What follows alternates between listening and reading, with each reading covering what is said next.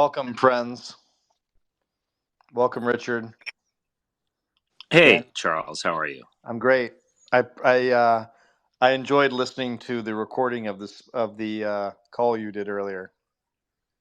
Oh, good, Yeah, good. I'm it glad was you're listening to it this. was quite long, so I went for a walk, and you basically, because of the length of it, it encouraged me to walk much more. So I got my steps in today. So Well, that's what I'm here thank you for. for I mean, that trip. this whole thing is an elaborate scheme to encourage you to lose weight. Well, thank you. You know, um, You're welcome. you know, it's the thinking man's jazzercise. That's really what it is. Next time we need to get some Depeche Mode beats, while you're doing it. So maybe Yeah, auto tune you, maybe sample a little bit of your speeches. I don't I need don't any auto know. tune. Yeah, maybe not. I can hold a tune. Yeah, I think. You can. I've heard you sing. You have a very Yeah. Oh, good really? voice. Oh, thank you, Dana. Yes. That's good stuff. You You and the do. South Korean president, huh? Um, Oh, I didn't know about that. did you watch Yeah. him sing American Pie? Oh no. Oh my God, it's so good. Is this something that's kind of Yes, funny, it's so like good. You've got to watch it. Asians doing Yeah, he's karaoke? so Joe Biden, who of course is like the most politically correct person ever, right? So of course what he does is he says to this Korean guy, he says, "Hey, I understand you can sing. I understand that you like singing." And he goes, and that, of course there's like the translator, and it's back and forth, and it's like, Korean, whatever. And Joe Biden's like holding the microphone for the state dinner, and he's like, "Well, we'd kind of like to hear you sing." And he hands him the microphone, and here's this, like, old, Korean guy just belting out, this American Pie, you know. By why Mythamawakan Pie? No, but it's Sorry. actually. Let's keep the casual racism to a No, minimum here, I mean, I mean, folks. but it was actually like shockingly good, right? So like Oh, it was shockingly good. you wanted it Okay. you wanted it to be like your casual racist thing, right? But it wasn't. It was Yeah. actually like, no, this man is clearly a disciplined karaoke master, and and, Oh, and it wow. was really quite something, and of course Biden, and it's not like the U.S. government doesn't have like the greatest intelligence service on the planet. Biden, of course, is like, I had no idea you could sing, right? Which is of course like total bullshit. And then they had, I think, the guy who did American Pie. What's the guy's name? Somebody will know. They had the guitar, a signed guitar for the Don McLean. Don McLean, who couldn't be there that night, and they handed him a signed guitar, and Oh, it was wow. kind of an amazing moment, and of course, while Ron DeSantis is wandering around doing weird, God knows what in Asia, and basically prostrating himself for the Israelis. Here's Joe Biden basically having, our one of our oldest allies, certainly in the modern era, at the White House, and having him having him belt out American Pie in front of in front of everybody, and of course there's all kinds of security agreements and deals that are being cut with the Koreans right now as we speak. So quite something. Interesting. No, that's a nice moment. Yeah, Joe. This DeSantis thing is pretty crazy. Um, I mean, signing a bill in Florida and Israel. I mean, it really is just a Well, he's parody, done it multiple. He's done it multiple effectively. times now, and of course, I think he did it like earlier in his career. And as I told people, he did tell me one time, the world is better when the Jews run it. Like, he did tell me that too, Yeah. and it was very awkward. He's a very awkward man, and I don't know. It's Oh, very yeah. strange. Well, I would Too say short. this. Too short. I don't support. I mean, just to, and I'm not saying this to be PC or anything. Like, I do not support flyering someone's home, and I obviously don't support criminal activity. Like, we already have laws on the books for any activity like this. So the question is, like, what is this extra special thing you're doing? Like, what is this new law to combat anti-Semitism, which you're ostentatiously signing in Jerusalem? I Well, mean, I what mean, what it's a is form of this thing? prostration, right? On the one hand, and it's a Yeah. form of it's for domestic Israeli consumption, right? Because what he Well, it's for the Vangees as well here. yeah, no, I but I mean, don't even think it. just I don't even think it imagine. works with the evangelicals as much, honestly. Rick Well, I mean, Scott he did the has his same thing, base. y'all. I mean, Just just imagine how even-handed we could be and realistic we could be. Just a better foreign policy overall without the evangelical Christians. Humiliation They ritual. are the voting base that supports that stuff. I mean, I in a weird way don't even blame the Jews for this. If you understand, like they're obviously just acting in in their own interest, but just the fact that something like this would play to anyone who isn't Jewish is just shocking and just again it's like a parody. It's like a parody of what I would say about Christians, and yet they're Yeah, doing I it. don't think it I mean, I quite think works. I don't think it quite I works. joked about this. Like, I remember my old days of like Dinesh D'Souza is like desperately attempting to prove that Nietzsche was right. Like he's like trying to be the caricature of what a Christian is. It's just like I feel like the Vangees do, particularly in Florida, I'm sure, like they're doing it. I mean, it's just Well, I disgusting. would say that we have a profound disagreement here, because I think the evangelicals are a waning power, and I think that the assumption Well, that's the true. assumption used to be that there was this thing called the religious right, and there was a moral majority or whatever. My contention is that there were a number of these cults, and they sort of masqueraded as Christian outfits. Many of them had ties to foreign governments, right? Notably the Moonies, with their ties to South Korea, organized crime out of China, um, and that basically, like, we live in an era in which there's all this money laundering that goes on in these mega churches.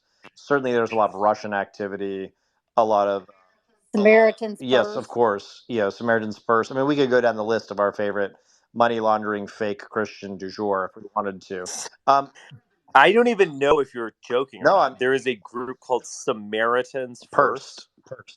Purse. Oh, Samaritans. Okay, Yes. that's No. just kind of I mean, you funny. really.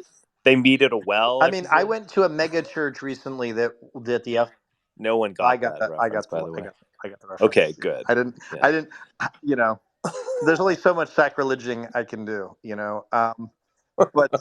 But but basically, yeah. I mean, look, a lot of these churches are fake. Obviously, a lot of them are basically cults. You can see that with the Hillsong, scandal that happened, and you just go to Instagram, go to the preachers and sneakers, watch all the mega churches with their private jets.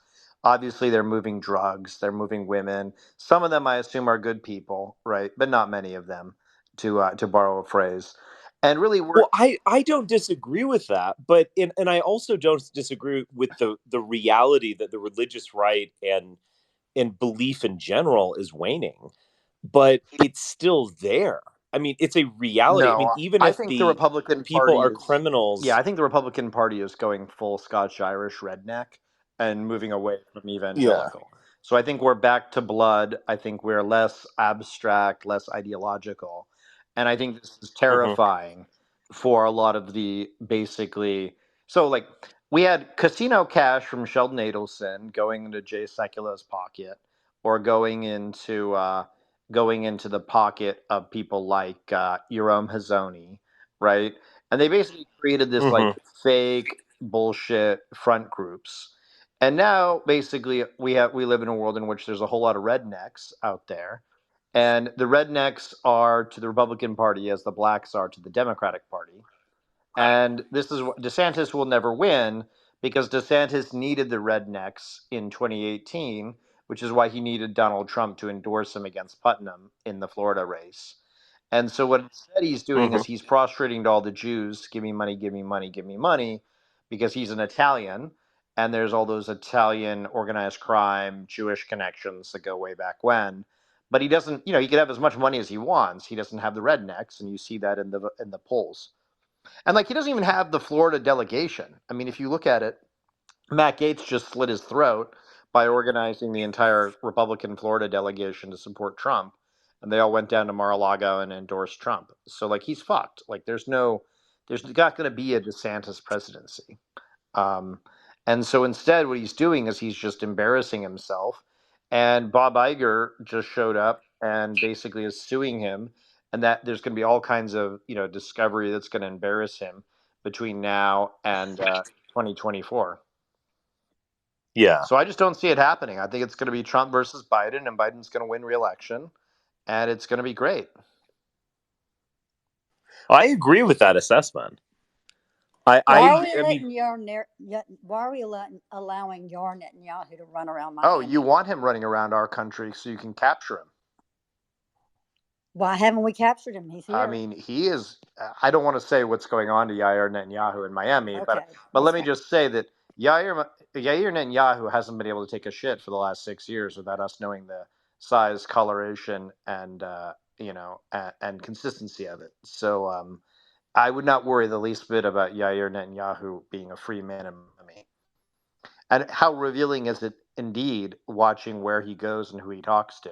So this is one of those situations where you want Ron DeSantis running around prostrating himself in Israel in such an obvious way, and you want Yair Netanyahu going and meeting with all the compromised criminal politicians in the U.S. because you want to I mean, he's like he's like a homing beacon or something. He's like he's a giant. He can basically reveal what's really going on in our society. So never. What is that old line from Napoleon? Never interrupt your enemy when he's making a mistake. And that's very much how I feel about these situations right now. Yeah, big facts on Yair. What was it? Like how he had to be reprimanded by the State Department for saying that America's behind it and like talking silly on it. And then also you see who's he stand next to. He's really big in Hungary. Orban constantly has him come to Budapest, speak at MCC's festival, and really boost up Fidesz to the point that I believe that Hungary himself literally has him as their top right wing influencer. Yeah, it's So true. I mean, if Hungary it sort of broke away from the United States, and Hungary is how Russia accesses Europe, and it's also in large measure how Likud accesses Europe, and very much so. And if I stayed in the Jewish quarter when I was in Budapest in 2016, and very much there's lots of Russian activity, there's lots of Israeli activity. It's all over the place there. yeah, You were because barred. especially You were what I barred from know. Hungary, right, Richard? If I recall. yeah, I have some history in Hungary. Yes, that's for sure. You're a man after my own heart, getting banned from countries. I mean, it's really quite something. Yeah, yeah. I'm. I guess I have that in common with the Jews. You do. Kind of ironic. Yeah, I keep getting expelled and then let back in and expelled. Yeah, it's remarkable. And of course, Yo, just like the Jews, you're totally blameless in that whole situation. Well, yes, yes. Go ahead, yo, punish.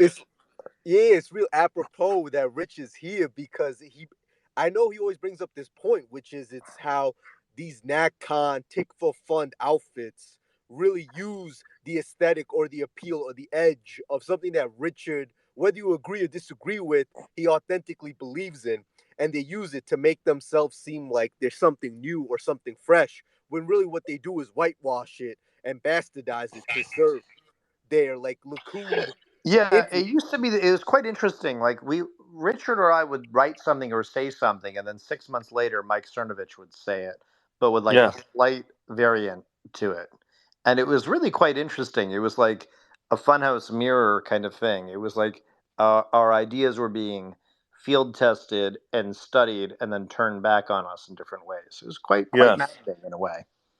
Yeah. Right? Yeah, because it's hilarious how you have the shit lib media and all of them, they're crying nonstop about how Orban is this like second coming of the Green Arrow Cross and how he's bringing back fascism in Hungary or whatnot. Meanwhile, he just built a new, I think he spent, what was it, 30 million on a new Holocaust museum. He's literally tie and tie with Chabadniks over there. And what was it? And then to the point Well, you that see, through the churches and the synagogues there, that's how they move money, right? So that's a big part of it. And through the Holocaust museums, that's a major way in which money is laundered and intelligence is gathered and used. And it's not unlike, in the Islamic world, how a lot of mosques are used for this purpose. So they have the double effect of being both houses of worship, but also places for espionage or sort of cloak and dagger operations.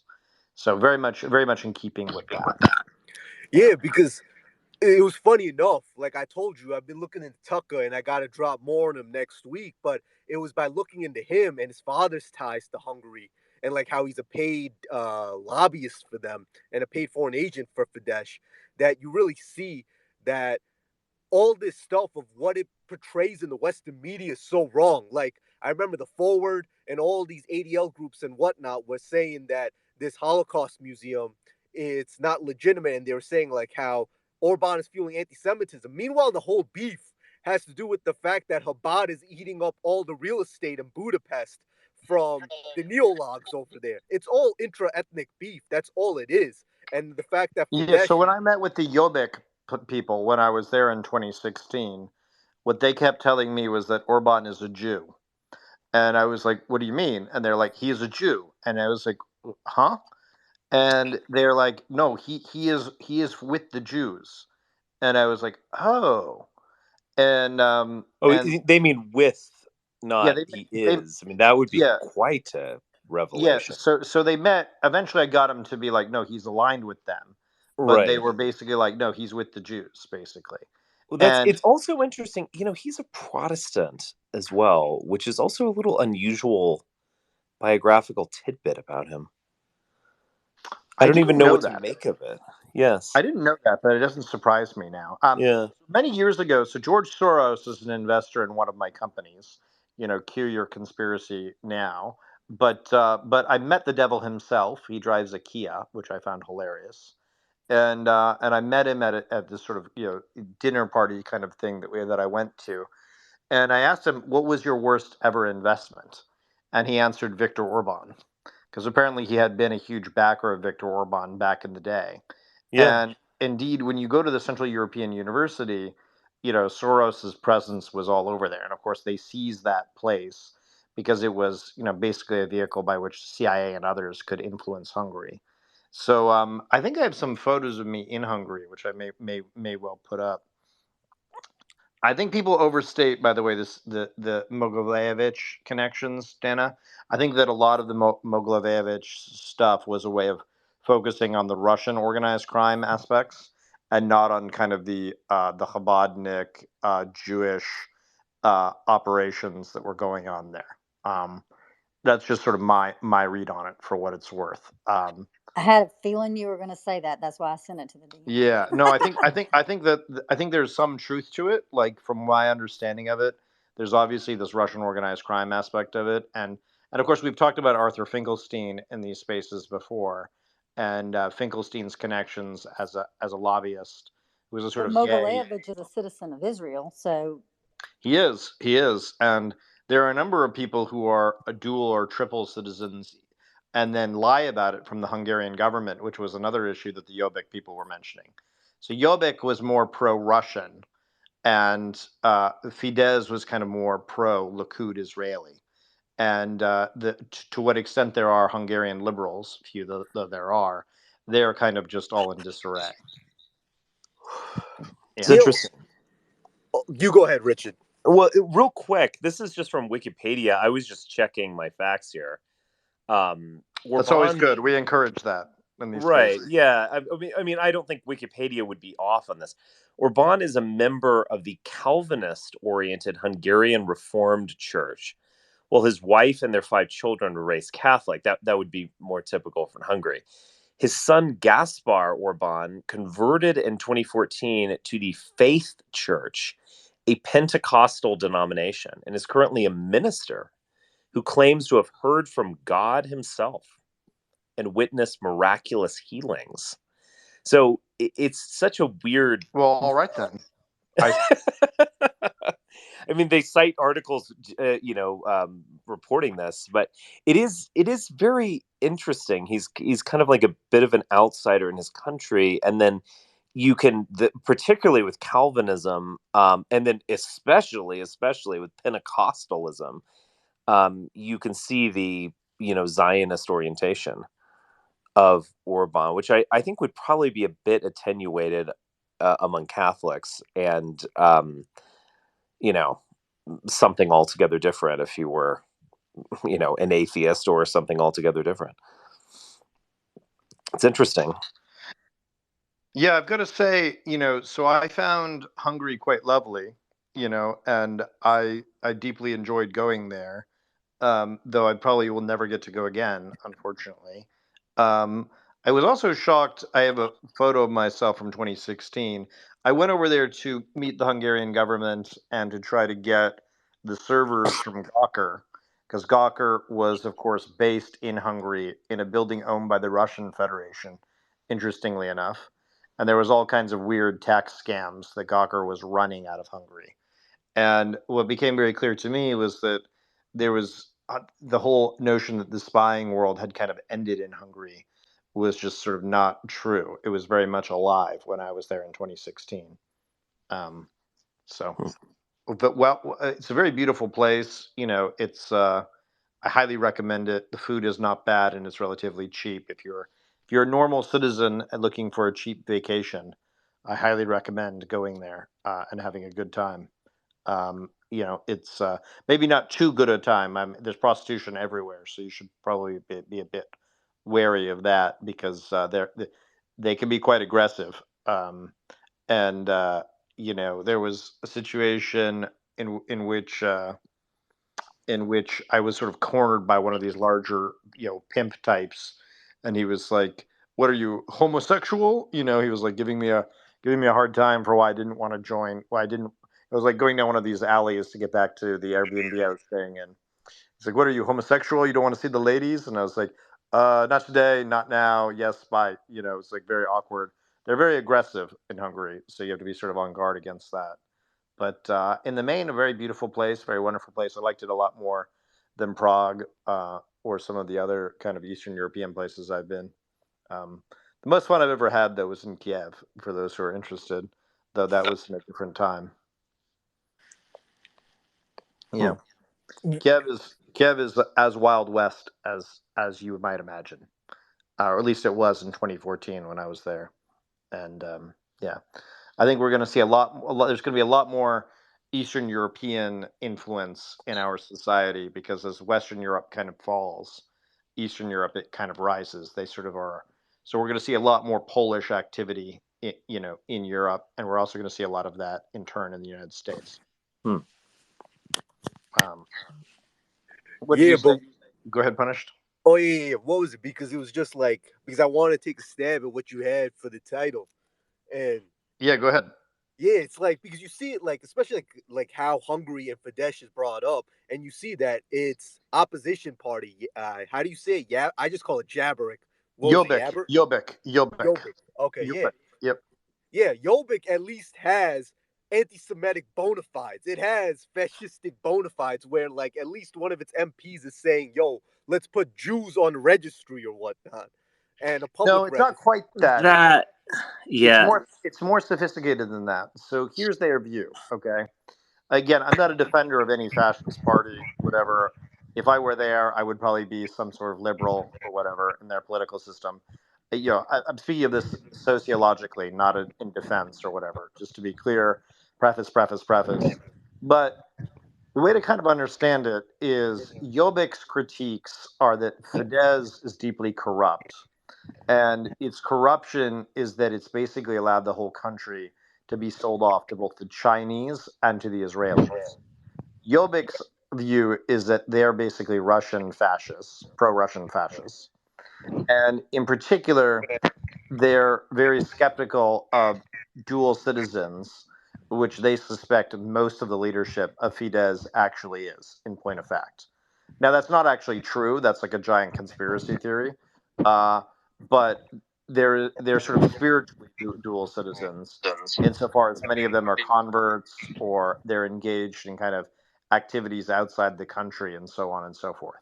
So that's sort of how the Jobbik people would put it. And that, many of what most of what they campaign on is largely about identifying the corruption of Fidesz, and that's really like a big part of a big part of their platform. And the corruption is pretty incredible, like pretty stunning stuff.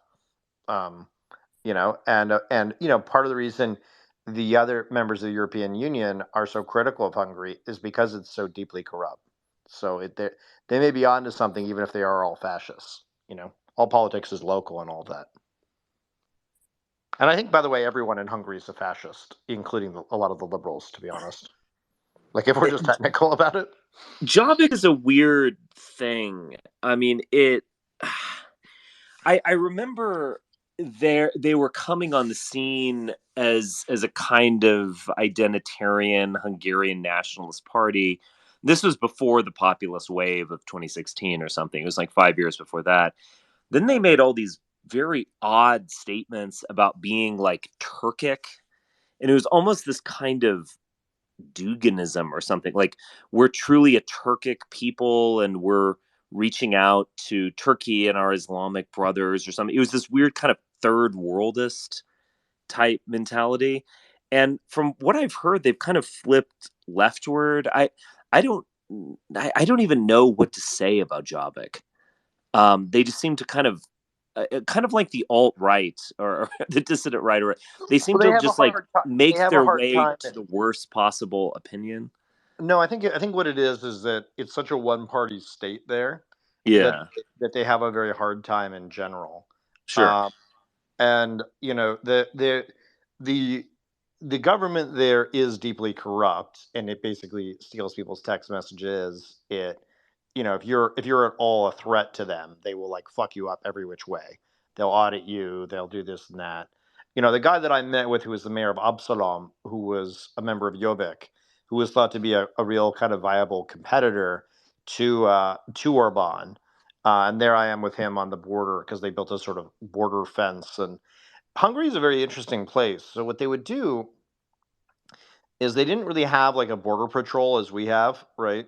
What they would Hmm. do is they would basically create this kind of like cult for local policemen to join, kind of like a paramilitary kind of thing, where they could have the honor of protecting Hungary.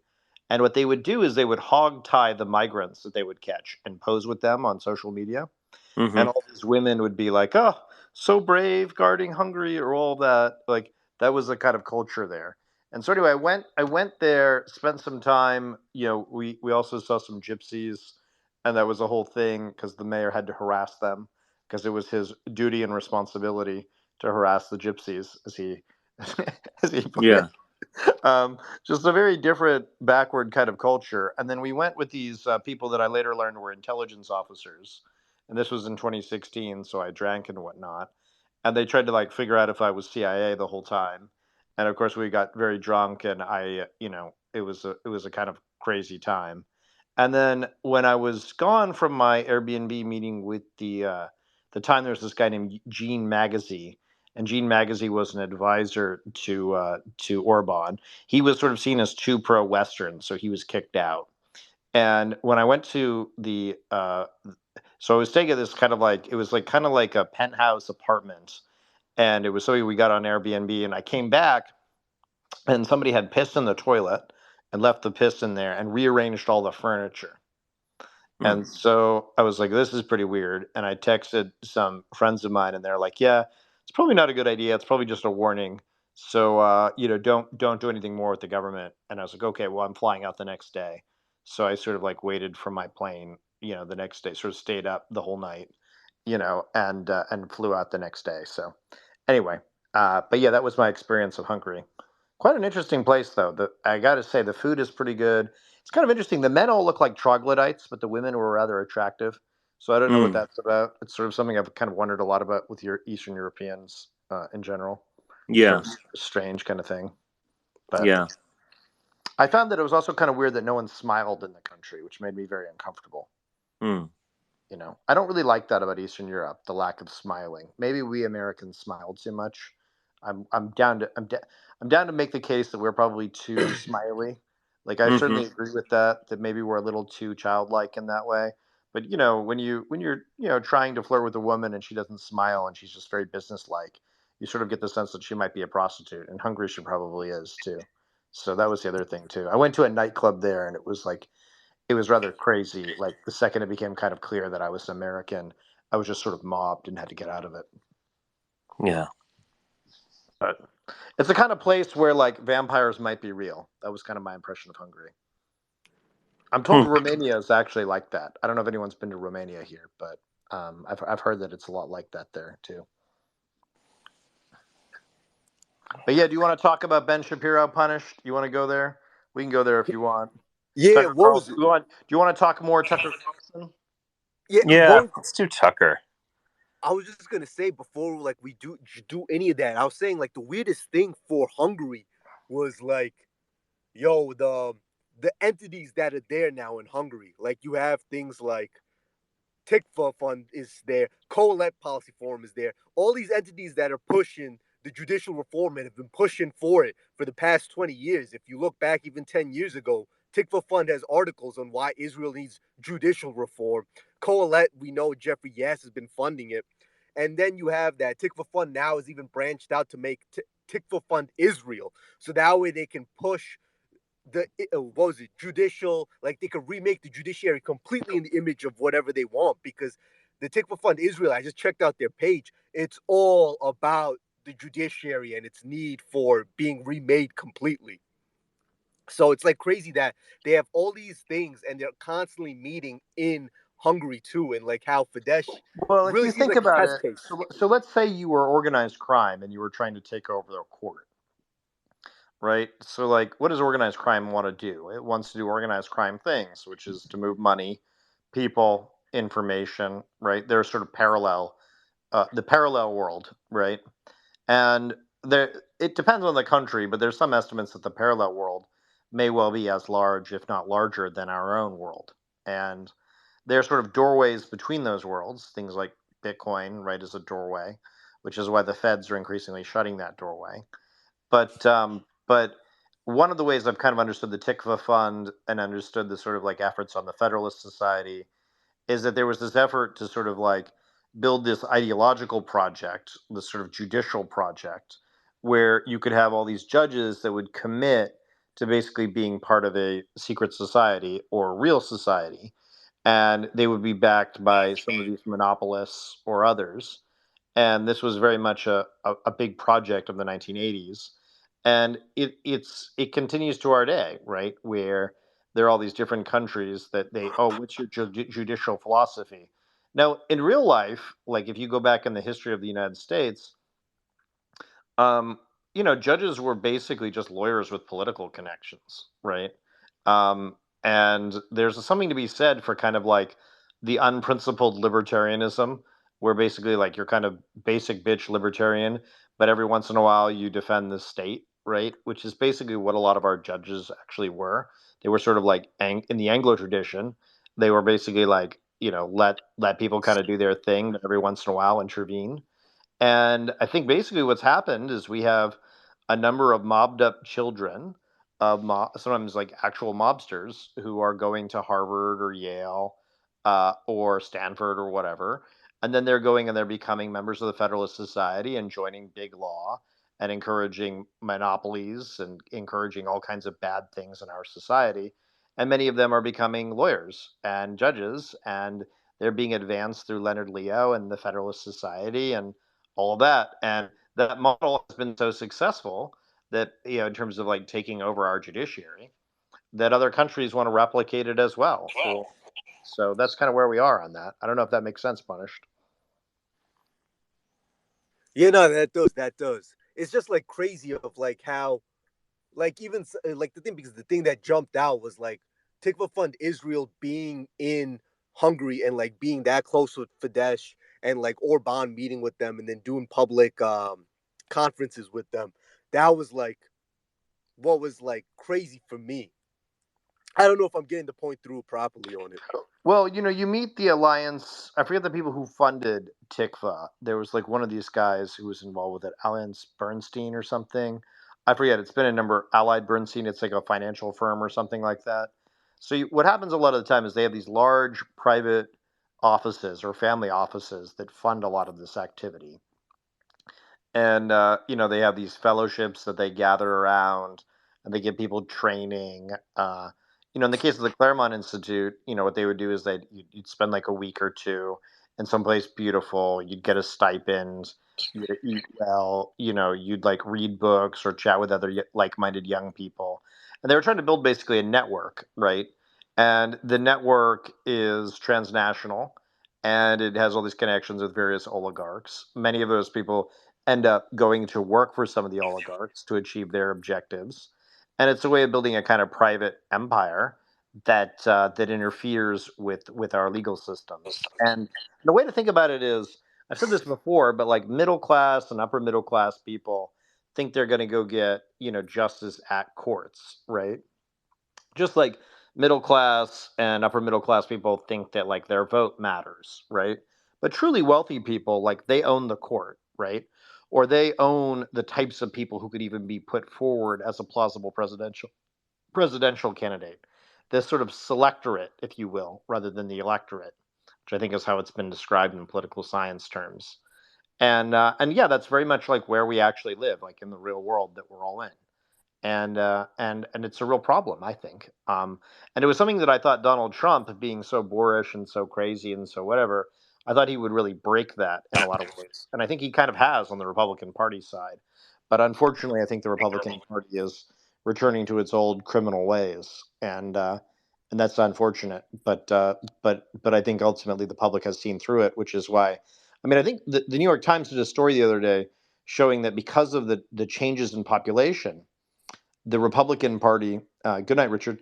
The Republican Party basically can't really win the presidency, that it doesn't really have a chance, which I find really interesting. Um, it has to win Georgia, uh, Arizona, and what was the other one? Georgia, Arizona, and Wisconsin. It has to have a sort of full sweep of them if it's to win in 2024, which seems unlikely to me anyway.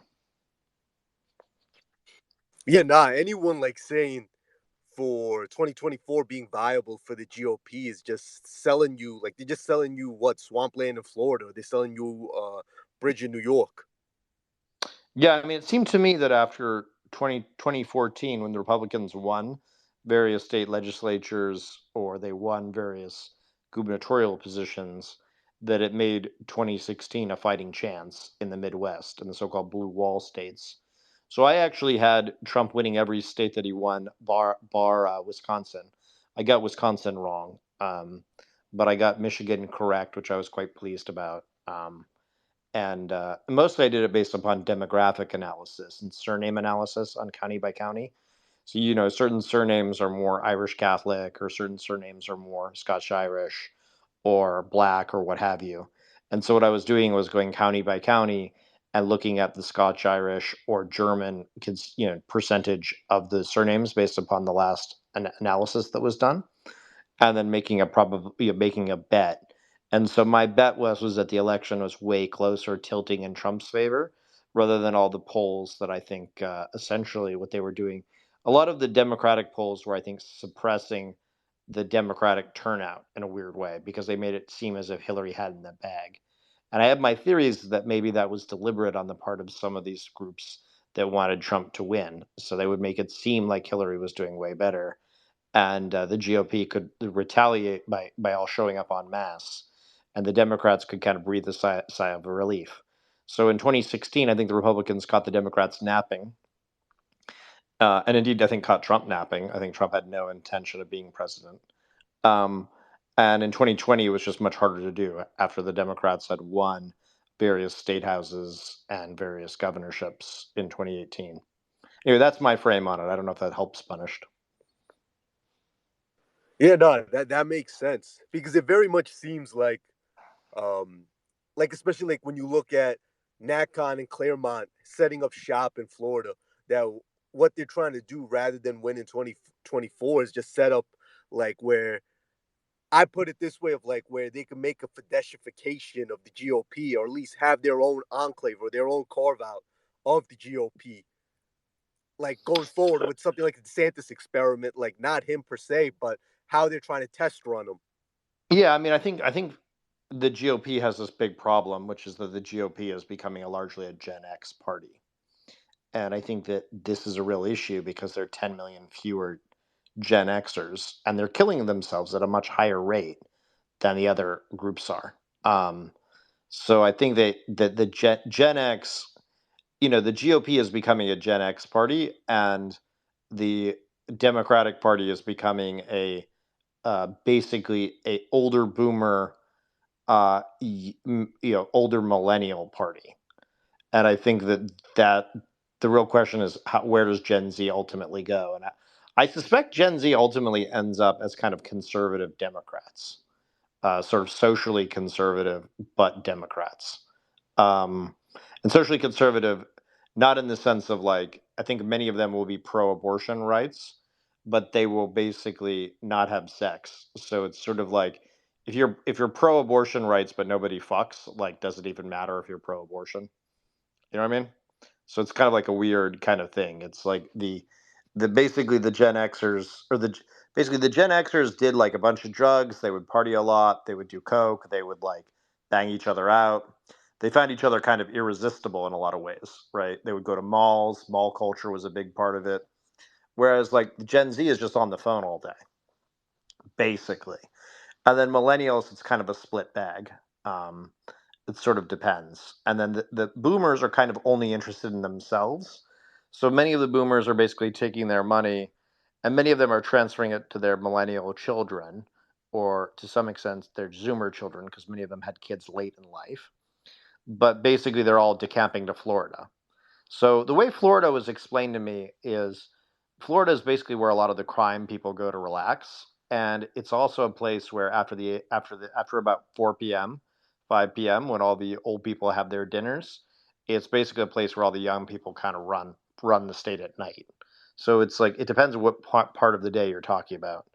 Now, I don't think any of these networks are actually ultimately all that effective because I think that a big reason Trump won was that Trump actually ran as an independent. And I think that was a major reason that Trump won. Um, and yes, I know that there are people who are Gen Xers who are still liberal. Yes, yes, yes. I know all of that. But the demographics show that the Republican Party is becoming the Gen X party just in terms of like what policies they push, what their numbers are. I don't necessarily like this. I prefer that the Republican Party be a millennial party, and that the millennials, Agree with actually that. take over the GOP. But I would like that. don't blame I, them. I would, yeah, I would like the GOP to take over the millennials to take over the GOP and make the GOP actually care about the issues that matter to millennials. But I think that that's just not going to happen anytime soon. So, um, but anyway, that's kind of my frame on it for what it's worth. Punished. Yeah, no, you're definitely on it with the whole like Gen X character to the GOP because you very much see it in terms of what they try to push in terms of their whole social crusades. The social crusades is what very much manosphere, very much masculinist types by like very sus people like Ben Shapiro, this like 5'5", diminutive like dork, like who literally has like a mommy for a wife, and then brags about like what how like all he does is like pretty much bragging about what his wife's educational credentials, like what the fuck is that. And yeah, you have people like Crowder or whatnot, like who like he's essentially was like an e-girl bragging about his like abstinence or whatnot to Amy Schumer on Fox News in the morning Yeah, I or remember watching that. I remember watching that, and Amy Schumer lost her shit, if I recall correctly. Like there was some video of them, and they were like fighting at one point. Do you remember this? Like many years ago. yeah, yeah, they were having a debate on it. It was like on birth control or whatnot. And then Amy Schumer's like, well, then what about like if you believe in birth control, you what about your birth control? And then Crowder thinks he's got like the ace in the hole by saying, oh, well, I'm abstinent too. But it was like weird of like I know people like who are abstinent or like proudly incel or whatnot, but they don't flex it like that. Anyone who's flexing like their sexual status or whatnot, whether they a pimp, whether they incel, whatever, not, it's always sus because they wear it like a personality trait, like the way like e-girls or like dots do. Yeah, I think I know what you're saying. I mean, I don't. Hmm. It's like people who dog out homosexuality and then they're gay. Yeah, I mean the thing I have up top kind of shows what I think about it, right? The anti-gay Republicans are almost always gay. The anti-groomer Republicans are almost always groomers, and so on, right? Um, I think people who talk about a certain topic, they reveal, right? The lady doth protest too much, right? That's the whole Shakespearean line. I think there's a lot of that that goes on within these kind of debates, and my read is basically there's a lot of like double speak that goes on within the Republican Party. And I think the Republican Party is by and large kind of just like unable to actually express itself honestly. And I think that this is a major problem that it has speaking to a national audience because we're kind of an Anglo culture. An Anglo culture speaks very clearly and plainly about what it wants and what it needs. And then it has certain mores that it encourages in its people. So like, Joe Biden, his whole like shtick is no malarkey, right? He's just like this is what we think, right? And and then you look at like a lot of our politicians on the Republican side, and it's like, what does Kevin McCarthy really believe on any topic? It's very unclear that he believes in anything.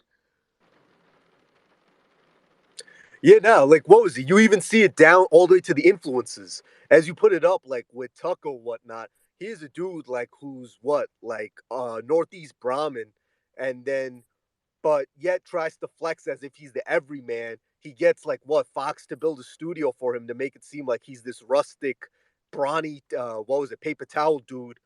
And meanwhile, like, what is he? He's a dude who literally was a fellow at the Cato Institute. He's a dude who spoke at like I think what's the Republican legislature think tank or whatnot, ALEC, something like that.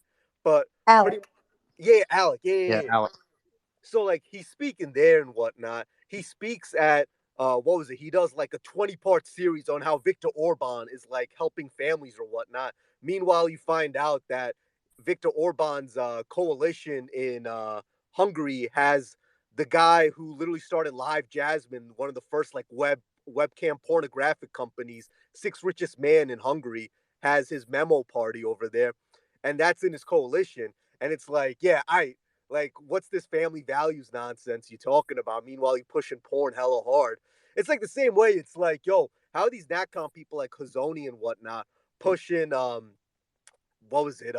Family values. Meanwhile, like they're allied with Likud and these Orthodox types who are very much involved even in the American pornographic industry. So it's you see it's like this confusion, and you really hit the point with the Gen X thing, because as you point out, Gen X was waiting for their time to take the wheel in society, but the boomers held on forever and they was not going to give it up. So then you just have people who are just going to complain, sit on the sidelines, and they just Peter watching, they just peeping at your Peters. And so then what do? Then they just live vicariously and Well, I've create these noticed weird I've alter noticed that egos. like what the Gen Xers do is they try to give advice to the millennials or to the Zoomers without them even asking for it. And they tend to be very obsessed with youth generally because they've sort of misspent their own youths. And Can you it's sort give of, examples of this? Because I really want to oh, understand where I you're mean, coming Silicon from. Valley. I mean, first of all, I think you're an atypical member of the generation, by the way, Dana, for one. And I think we're speaking more of the men folk in this situation as we talk about this than we are the women folk. But we could maybe talk a little bit about the women aspects of it too, because I think the women stuff is underrated and underappreciated. But on the men side of it, so like let's think about so like what I like to do is I like to do an assessment of an industry, right? Like who are the people who are in the industry? What are their ethnicity? What age are they? What schools did they go to? What did their parents do? And so on. And what you see is that Gen X dominates certain key industries in our society. The biggest one, of course, is tech, right? And tech is the one in which we sort of see many Gen Xers. And in particular, they dominate the tech companies that are the most exploitative. So whereas the Washington State tech companies, Amazon, Microsoft, right, these are companies that are basically dedicated towards work, right? Microsoft Works, quite literally, right? Microsoft Word, right? It's the extent you would interact with Microsoft products until recently. Like, we're not talking about their efforts to try to buy the video game industry.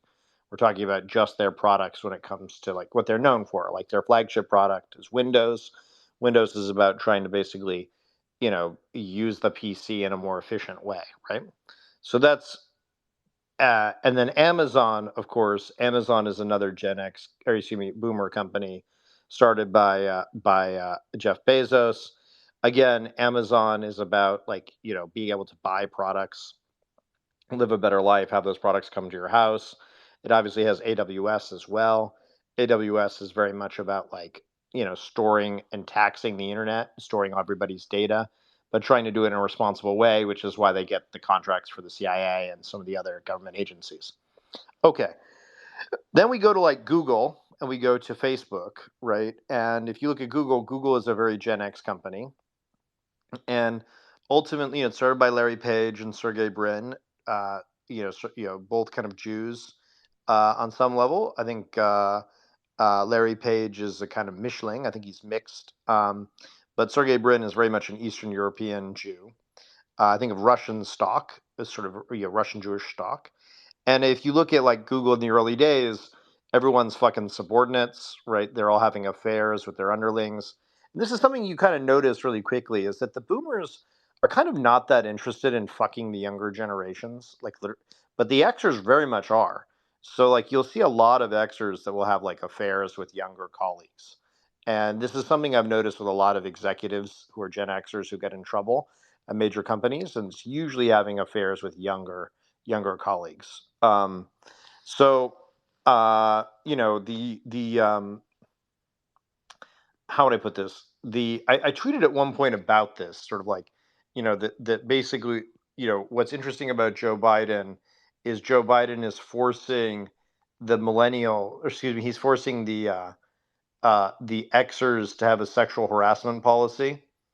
Um, and he's forcing the boomers to have an industrial policy, and he's forcing the Xers to have a sexual harassment policy. And I think that's basically correct. The boomers for a long time didn't really want to have all these factories in the country. They wanted to basically outsource a lot of the work to other countries. And if you look at how a lot of the boomers actually live their lifestyles, they're on all kinds of prescription drugs, which is very atypical for other countries. They're also, huge consumers of labor, right? They hire people to clean their houses. They have lots of people who like care for them as they're getting older. Um, they pay, they have all these people who are minimum wage around them.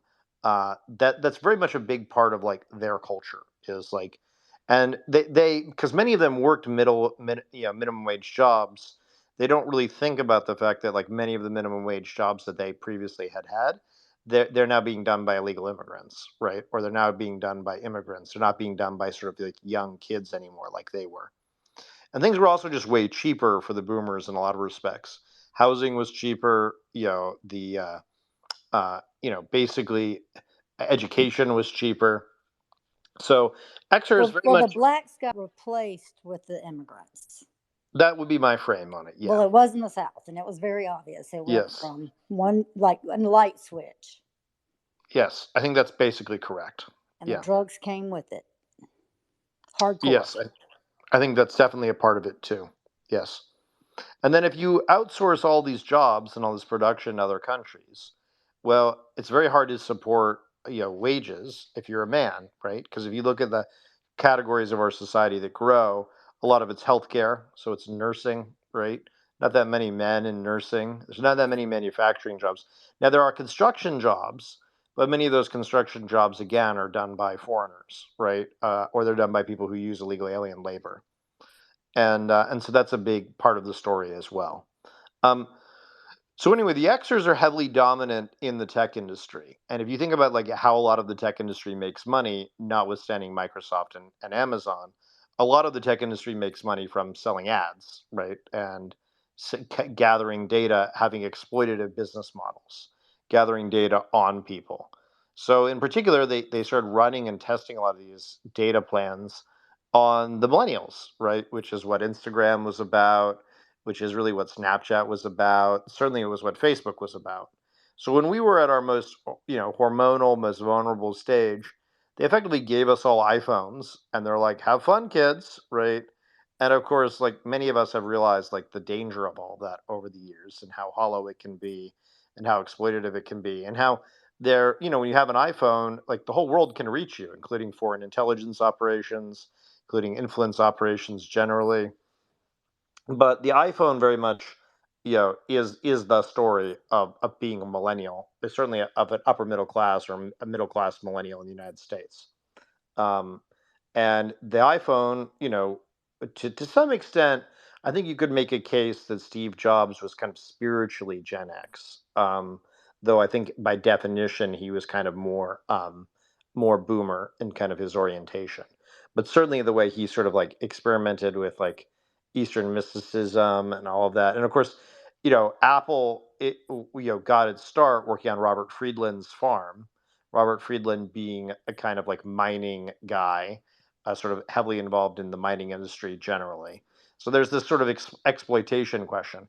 I think the quintessential Gen exploiter is probably Elon Musk, who gets in all kinds of trouble for like not paying his workers enough, for selling them into this kind of cult, right? That you're gonna build this awesome rocket, you're gonna build this awesome factory, right? And of course they give you equity, if not wages, and they give you equity, that is effectively worthless if you can't time it correctly.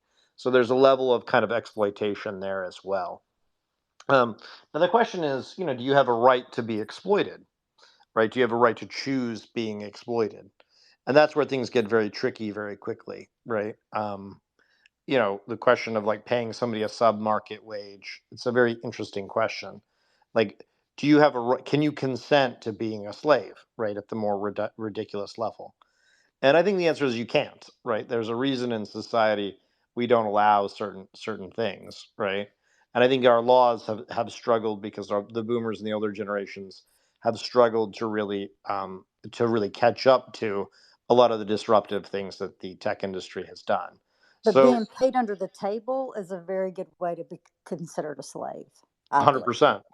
Well, that's Yeah, a and lot of that and going of on course right in our now. history we don't like talking about this, but this is true, right? So um we don't like talking about the fact that like actually many slaves had access to money, right? Historically.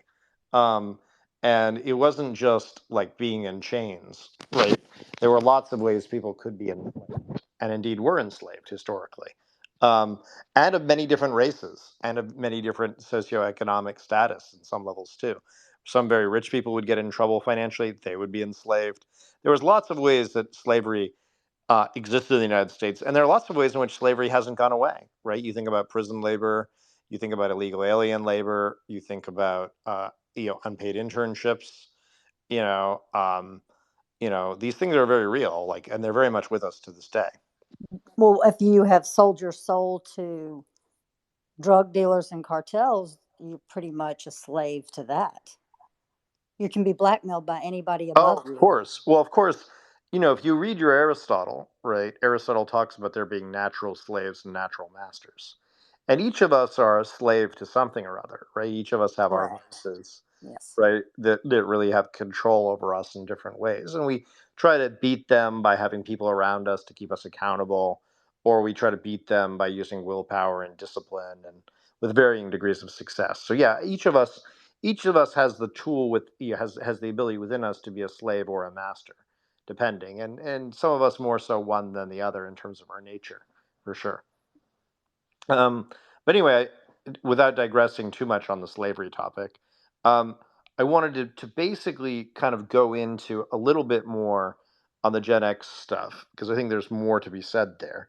Um, I think the exploitation question, you can think about things like Airbnb, right, is a form of gen exploitation. It's Reid Hoffman. Reid Hoffman, basically as an investor backs Airbnb. Airbnb, of course, takes a bunch of available housing stock off of the market, right, which means that rents are necessarily higher, right? you could think of think of that as like a big problem, right? So the tech world, it's a very financialized world. It's a very Gen X world. It's also a world that's increasingly breaking down and becoming much cheaper. It's much cheaper to start tech companies. It's much cheaper to work on software projects. It's there's a lot more people who know how to do these things, and so it's much harder for people who are software engineers to command as high premiums as they once did, especially as our government starts moving in an anti-monopoly direction, which is indeed what's happening with Lena Khan at the FTC and what's kind of happening generally. And of course, corporate America doesn't really have an answer for Alina Khan because they basically, since the 1980s, we've effectively not enforced antitrust policy, right? We've just effectively not enforced antitrust laws. So, but now we're starting to, and we're pushing back against all these compromised companies. And I think that's been net beneficial for both the market, interestingly, because the stock market doesn't, there's something like 2/3 of mergers end up sucking. So the stock market is actually like, you look at the Activision Microsoft deal, and Activision stock is down, but Microsoft stock's way up, because basically Microsoft investors, are hoping that people, Microsoft goes back to what it once was doing, right? Which was in the business of making people more productive, right? Not necessarily selling them digital heroin in the form of video games. I'm trying to think if there's any other. Is this making sense? But is this frame making sense? Should I go harder on this? Is this helpful at all? Punish. How is Microsoft? I thought it went Israeli. So have we brought it back to America? So Microsoft is in the process of being cleaned right now, Oh, and you good. could see this with the British are the ones who block the UK blocked the Activision deal, which effectively means that it's dead, it's done. Now Brad Smith, of course, Brad Smith is an exploiter too. There's all sorts of rumors about Brad Smith having affairs with his subordinates at Microsoft. He's the vice chairman, president at Microsoft. He, of course, kicked Peggy Johnson out. He said she was a token woman. So he was very nasty to Peggy Johnson, who's now the CEO at Magic Leap, kind of cleaning that company up from the Israelis. So that's sort of useful to know. I suspect ultimately, by the way, that all of the tech companies will ultimately end up being run by women as a sort of caretaker kind of thing. I think the Indians, the sort of bureaucratic Indians, like with your Satya Nadellas or your Sundar Pichais, I think that model isn't going to quite work as much as the Indian power becomes much more visible, and so there'll be efforts to kind of wrangle those companies and probably appoint nice, genteel, white ladies who have MBAs from some of our leading schools. So maybe Sheryl Sandberg was kind of ahead of the curve. Though it is quite easy to, as I've said before, it's easy to lean in when you have an intelligence agency behind you, which is what she had in the form of Likud. And of course, you can see it this way, like, uh, Facebook got cleaned up. Nick Clegg took it over from Sheryl Sandberg.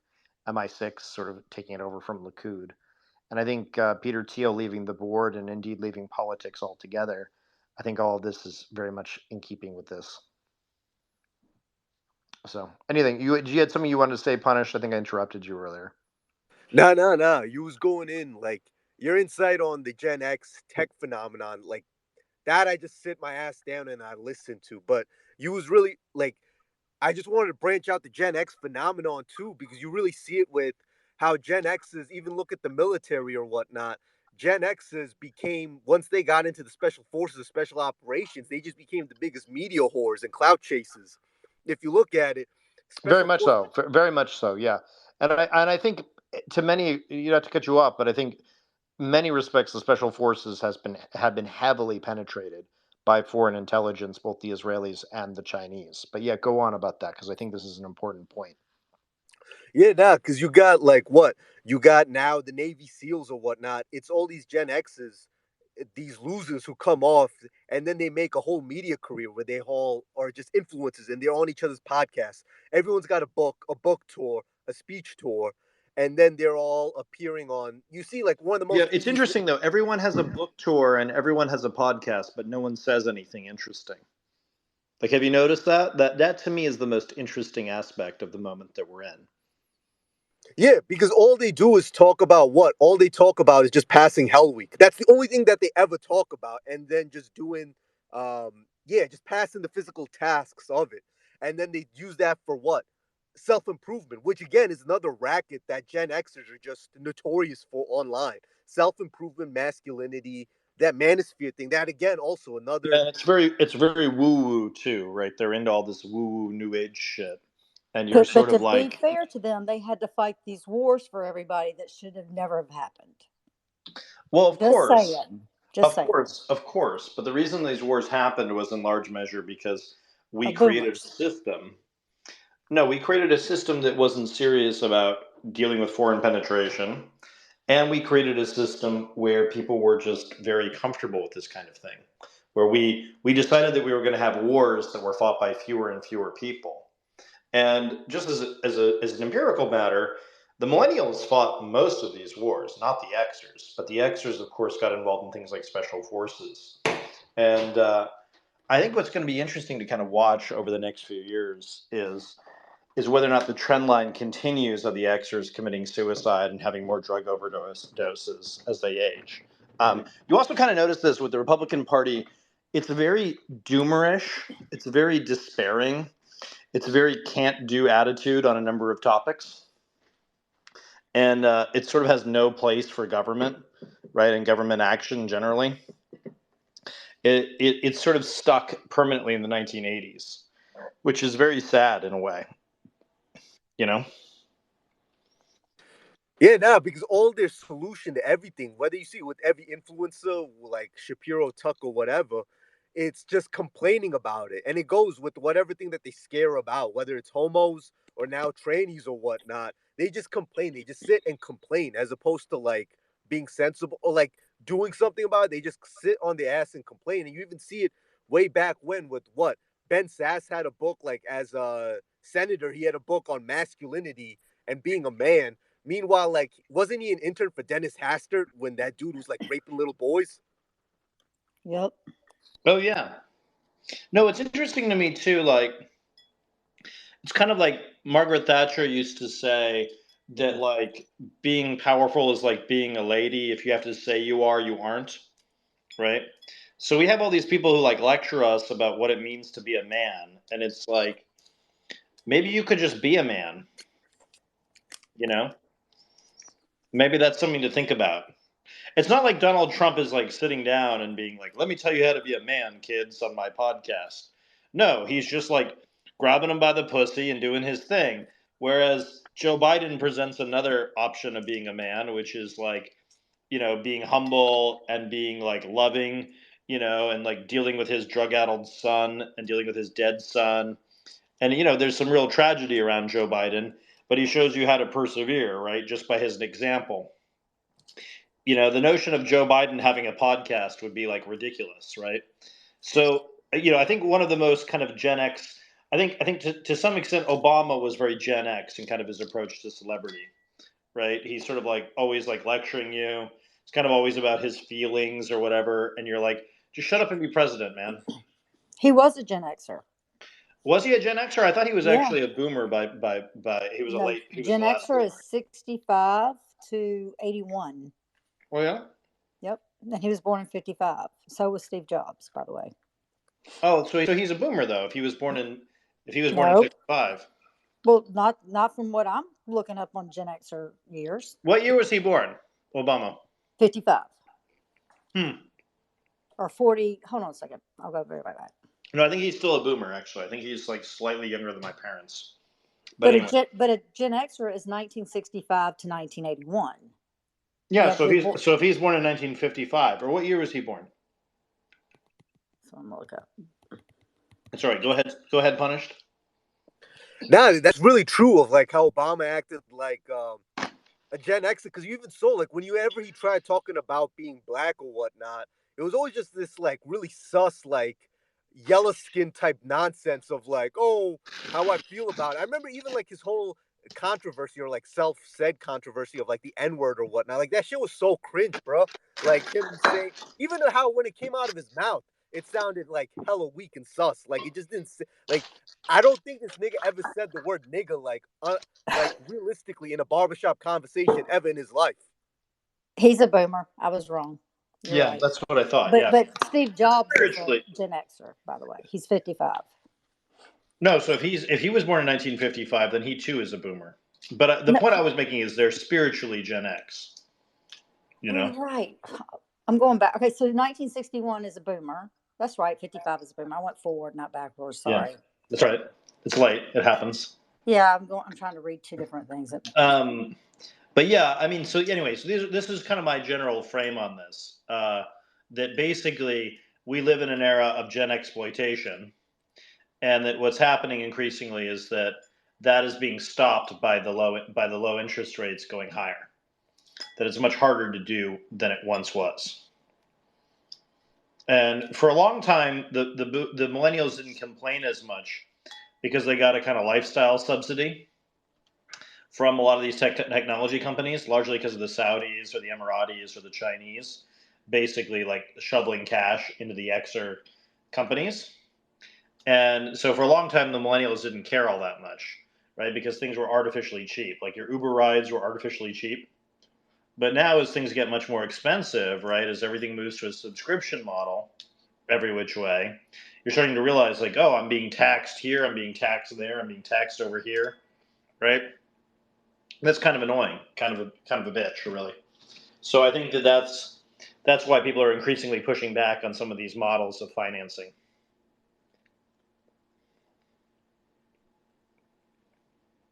A better way to think about it is the Xers want to put a giant toll on the internet that the younger generations have to pay. And whereas the boomer companies, Amazon, Microsoft, also have a toll they want everyone to pay, that toll is towards productive work, like in the form of AWS or Microsoft. So it's a little different. You're kind of okay paying a tax in those contexts. Anyway, that's kind of my general sense. I'm going to bring Phil up in a sec. I don't know Phil, but I'll bring Phil up. He's friendly with May, so he's okay. Welcome, Phil.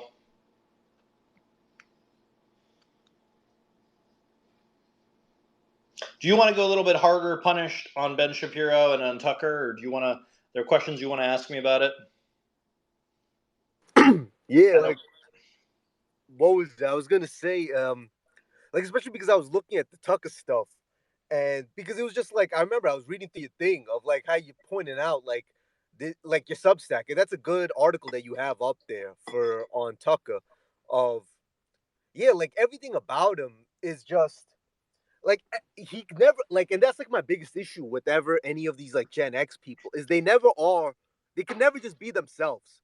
And that's like always I see like whether it's with their issues with like someone like Nick who's young and he's just himself and he always stands 10 toes down on what he is, it just makes them aghast and they always feel like they got to critique or nitpick. Because you see someone like Tucker, I remember I was reading through it.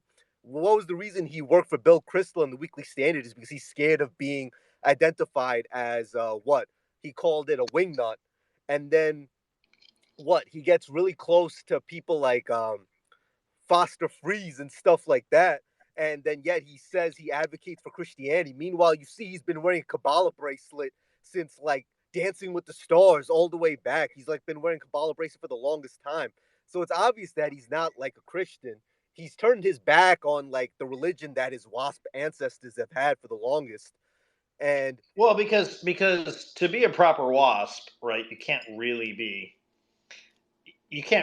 on TV every night in the way that he is, right? Because if you're an Anglican, right, you're trained that despair is a sin because it presumes that God is finished with you, right?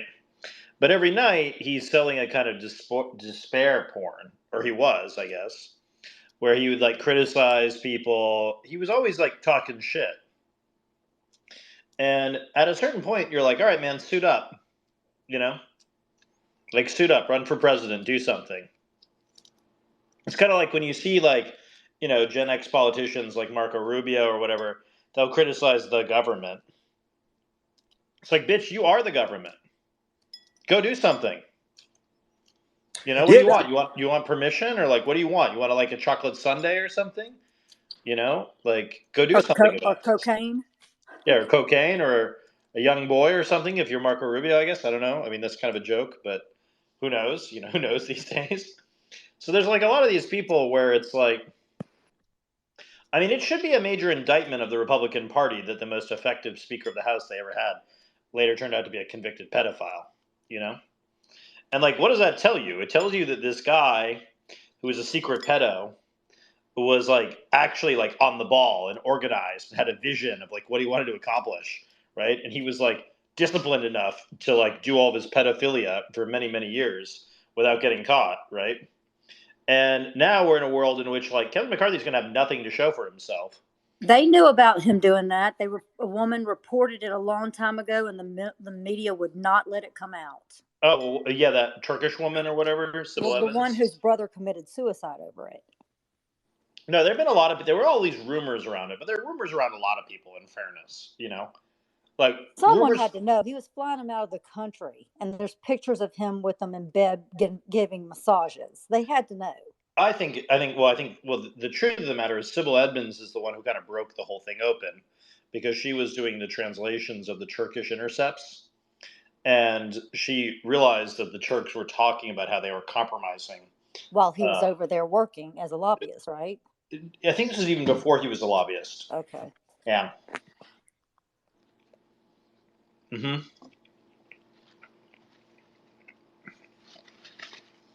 But yeah, I think the basic problem as we He think about also it had is, sex with one of the congressman's sons that testified. did he? I didn't remember that. Yeah, Scott, I think was a name. I'd have to go back. I'll have to go back and look at my Dennis Hastert notes because it's now been a few years. Yeah, it's pretty bad. yeah, nah, but like you're definitely right on like what Tucker does as like notice everything about him in disingenuous. And when does he pop up and to speak for Trump or whatnot? That political article comes out in 2016. Like now that once it's accepted that like okay, this isn't a publicity stunt. Trump is here. Trump is number one in the polls, and he's most likely going to win the nomination. And then so then he writes like, and it's just weird of like how cynical and like it's just oh we deserve Trump because we're horrible, and it's just like it's like the most backhanded like cat like or catty like feminine way of like to write anything like supposedly positively about Trump or whatnot. And then what? Even when all the stop the steal stuff is happening, he doesn't cover any of it.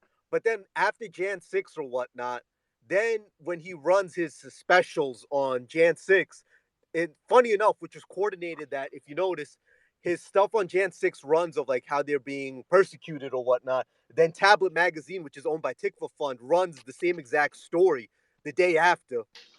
And And of course, one of the major promoters of all that is Darren Beatty, of course, right? Who's married to the Russian woman who's plugged into this network as well. yeah, yeah, like where like they do it all after, and then like you see they grift hella hard off of it. Like you see even like now with Douglas Mackey himself getting convicted, what are they doing? They're like grifting so hard off of it. Meanwhile, like they were nowhere to be seen. Like when the stuff has actually happened, they're always like vultures who come in after to pick up the scraps and then just like get rich or like grift, like yeah, incentivize themselves off of it because you see that like meanwhile, it's only through like the court cases that itself that you see that Tucker, what was his text on the day of January 6th of like, oh, I hate Trump. I hate him with all my heart. I can't wait to be done with him. I don't want to have to talk about him. These people are sick. They don't believe in gay marriage. So you see, like nothing. It's like that's like what irks me about like Gen X's the most is that they don't stand 10 toes down. Like they just so two sided about it. At least boomers, like you know that they just live for like that hedonistic bent and like they want things cheap and they just want to consume. At least you know where you at with them. But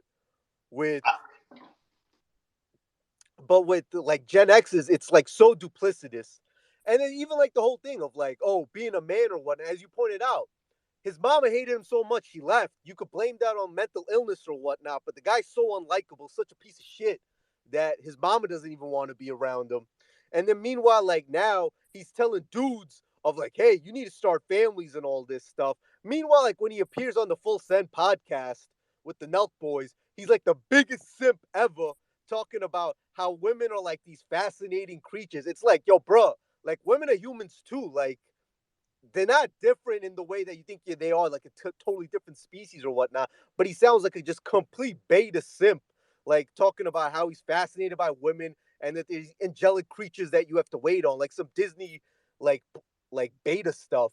And it's like you see No, that. but let's be real. The guy has real problems with women because his mother abandoned him when he was 6 years old. And then when his mother was dying, rather than do the manly Christian thing and go see his mother on her deathbed, he and his brother basically decided she could go fuck herself. That's basically the story. And then, you look at his language towards women, right? His private texts, his private thoughts, right? Or how he goes on all these shock jock shows. And, like, he's a piece of shit. Like, we should just be honest about what Tucker is. And that's before we even get into all the stories about all the alleged affairs he had on his wife, who he met, who was the headmaster's daughter back in the day at prep school. That's before we even go there. So, yeah, he's a mess of a human being. Do you What I think find Hunter interesting Biden to could know, sue him? what's that? Do you think Hunter Biden could sue him? Oh, I suspect Hunter Biden will. That's what I was wondering. I was waiting for Yeah, you and to by say the that. way, earlier today I was mentioning this. Adam Ontus of the New York Times reached out to me and told me that Adam Goldman was pushing a story about me having the Hunter Biden laptop, which was like kind of crazy. And so I tweeted that text out early, or that thing earlier, and made clear that like I'm not involved with it. The New York Times and parts of the FBI for that matter are heavily penetrated by this kind of Likud network. So I decided to just rock and roll with it and put it out there so people can see it for themselves. And I contacted the FBI about it. They are going to probably send somebody over tomorrow or the next day to take a statement from me about what happened. But I've never had the laptop. I've never touched the laptop. I've never touched the data of the thing. And when I was asked about the FBI, as I mentioned there in that thread, I told the FBI that I suspected it was the Israelis that had hacked the laptop. And I did indeed. My friend Arthur Bloom makes much the same point in a post that he posted, which I can share as well for those who are curious about. My read basically on the Xers writ large is that they like to basically pretend that they are serious people, and they like to pretend that they are anti-establishment at the same time. Whereas, like, so there's a sort of like double life that goes on. So, Tucker's a big Christian on the one hand, but on the other hand, wearing the Kabbalah bracelet. He's, a big conservative family man on the one hand, but he also has affairs. He's a big, he's a big defender of women, but he also calls them cunts. He's basically like, just doesn't have integrity. And the thing is that like maybe people contain multitudes. That's a possibility. But like I've pretty much been the same dude I've been since I was 13 years old, and now I'm 34. Still, still talk too much, still talk shit. I had the fuck you mindset before I had the fuck you money. I've always been this way, right? And I'm the same person everywhere I go, for better and for worse. Believe me, it's kind of a problem. So there's not like a two-sided, triple-sided nature. And I think that's actually kind of one of the things that the millennials have that's actually been kind of nice. But because we've lived so much of our life online, and because we've lived so much of our life online with our real names, we effectively have a kind of integrity about us because we're kind of the same person everywhere we go, which I think is kind of an important way of living. Anyway, that's my general sense, and I will say that like I think Tucker is still fucked. Like I think what that's going to happen is they're going to cut a deal where they'll pay out Tucker slowly the money that he's owed, but he has to toe the party line when he goes, for the other lawsuits which are coming. And that's before we've even talked about the Meghan and Harry lawsuit, which I think is also going to be quite damaging. That implicates the Murdoch empire going back to the News of the World fiasco. So. If he has $5 billion in profits in the News Corp thing, well, that's whatever 5 billion minus 780 million to go, right? And maybe you can take more still. Say those numbers again. So he had $5 billion in profit in News Corp, and they got, what was it? Dominion got $787 million, something like that. And so he's got, what is it, 4,200,000,000 to go that could be taken in lawsuits. So the fiduciary people are not real happy, right? Why haven't they fired Rupert Murdoch? He can't be fired. He has the most power? Yeah, he has the most shares in the way that the company's structured. Now, he'll get sued by his shareholders, obviously. They should do it now before he loses They're starting to, apparently. There's apparently a lawsuits working their way through. What a By the way, anyone in here has any claim whatsoever against Fox, you should sue them right now. Because if the company goes bankrupt, they'll settle your claim in the bankruptcy court. So you could do it anytime. Any of you have any claims? Now's the chance. Sean Hannity bumped you one time and called you fat? Sue. Megyn Kelly in 2015, whatever, sue. Always sue. Sue, sue, sue. Big fan of that. Sadly, lawyers talk you out of it to settle. Very Jewish take. Oh, I don't think so at all, actually. I think there's nothing better than having a Jew serving a deep state end. In a better world, we'd settle these things in duels, but we're not ready for that, unfortunately. If it was good enough for Alexander Hamilton, it should be good enough for us. But alas. The real Game of Thrones. Yeah, the real Game of Thrones. But no, my general attitude on these things is that when companies become predatory, that's when you want the parasites to come out and feast off of them. There's a difference between a predatory company and a company just trying to do its thing and exist in the world. And I think many of us can draw the distinction. But anywho, all right, I'm going to give this about 10, 15 more minutes. If anyone has anything they want to add, Punished, if you want to say anything on Tucker or on Ben Shapiro. We have talked a bit more about Ben Shapiro in other spaces I've done, so maybe we are going too hard on that. I don't know, but who's next? I think the whole infrastructure is going to collapse. I think Rumble is going to be the big one that we have to do. I think people should start researching Rumble now.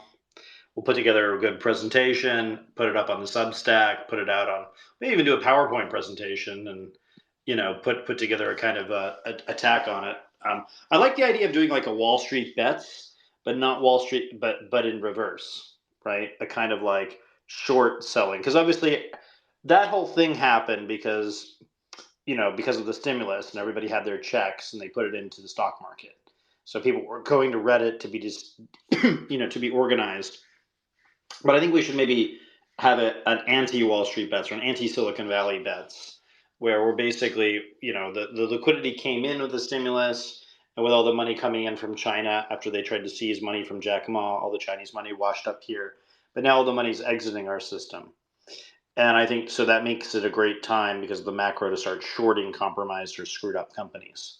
So I think we're in a period where there's a lot of infrastructure that's been built up that needs to be sort of knocked back down again, would be kind of my frame on it. What has to align to bring Netanyahu down? Oh, I think that's happening anyway. And I'm of the view that actually the more Netanyahu is there and the more he flails around, the better it is, actually. I don't want that thing to end anytime soon. Really? Yeah. I want it to be chaotic for many, many years to come, if it can be. What's the benefit of that, please? The benefit of that is that when the Jews are fighting, the rest of us are free. Oh, okay. Chuck, have you ever been to Israel? I have, yes. I have. I actually like the country quite a bit. And I have some friends in the Yair Lapid government. And my family was stationed there many years ago. I was very underwhelmed by the airport. very poorly run. Yeah, the airport was kind of rough, wasn't it? And I think the food there is actually way too pricey relative to the quality. Everything in Israel is like way more expensive than it should be. Though I will say the Jaffa hotel that I stayed at in Jaffa area, this is sort of a nice hotel. It was actually quite nice, all things considered. But it was a kind of like weird compound kind of thing. But I You like got Tel to Aviv. pay for all that spying. I like Tel Aviv quite a lot. I've got to say, it's kind of like it's kind of shitty and run down. Tons of hot girls, for sure. Tons of hot girls, but like you'd get in trouble with all of them. So it's sort of like it's like going to a museum and not buying any of the paintings. You know what I mean? You just sort of enjoy the view. You walk up and down the beach and you're like, "Oh, that one's attractive, that one's attractive." And then you just go about your day, you know? But it is quite a I will say it is quite a country where everyone's like pretty physically fit because everyone's kind of a soldier of sorts, you know? Which is kind of interesting. I wonder sometimes what would happen if America was like if we had an obligatory like 2 years of physical fitness or whatever Yeah, after our I did not see one fat person. yeah yeah. It's an interesting country though. I've got to say it's very interesting, and it's fascinating to me just how Russian it was too. That was sort of something I wasn't prepared for, particularly Tel Aviv. Yes, they have good relations. They have many signs written in Russian. Yeah, that was something that quite threw me because my parents or my mother had lived in Israel and my grandfather had lived in Israel alongside her and some of my aunts and uncles, and they had lived there in the 70s and 80s. So that was before all the refuseniks Jews had come down from the Soviet Union. So it was interesting. I like to open up. I like to go on and open up various social media apps in areas and put on the location settings and just see what you see. And in Tel Aviv, it was shocking to me just how much Russian was out there in all on all the various dating sites and whatever that were there. So yeah, quite the place.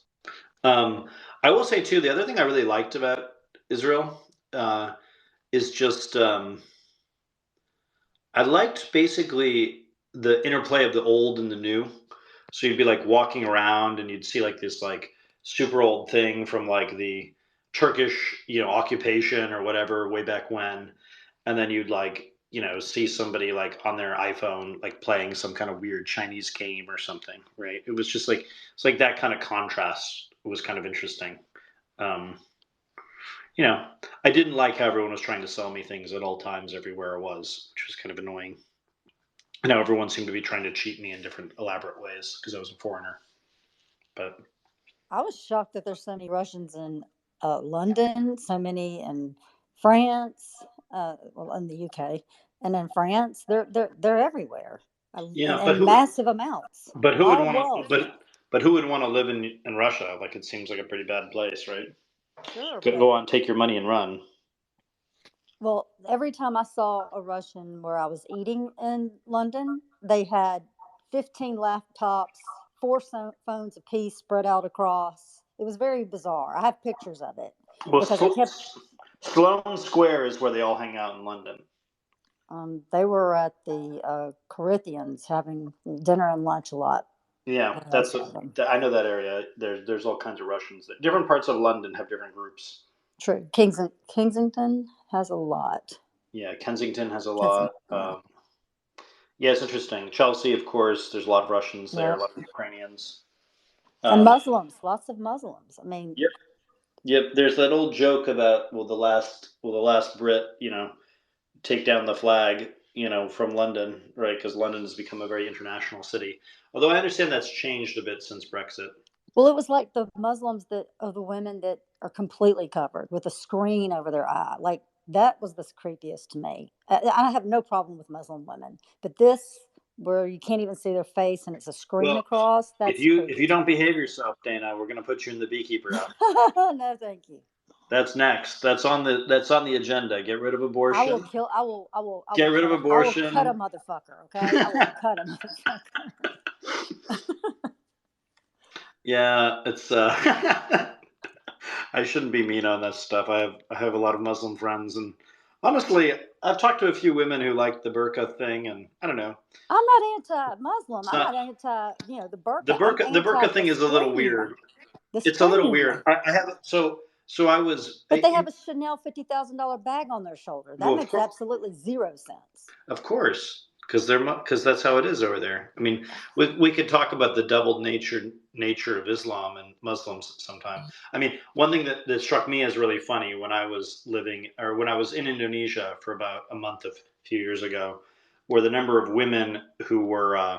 So I saw a woman wearing a hijab, and it wasn't quite a burqa. It was like a kind of variant between the two, and she was reading 50 Shades of Grey in the airport. And I just remember thinking to myself, like, of course she was.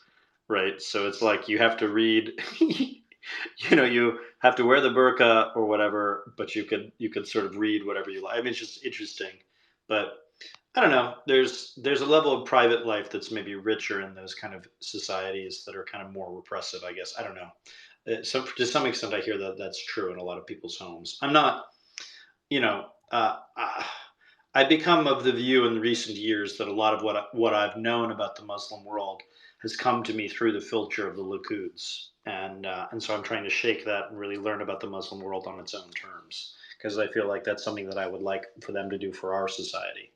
So rather than to learn about us through our TV or social media sites or bombings of our government, then maybe they should learn about us through in a kind of different way.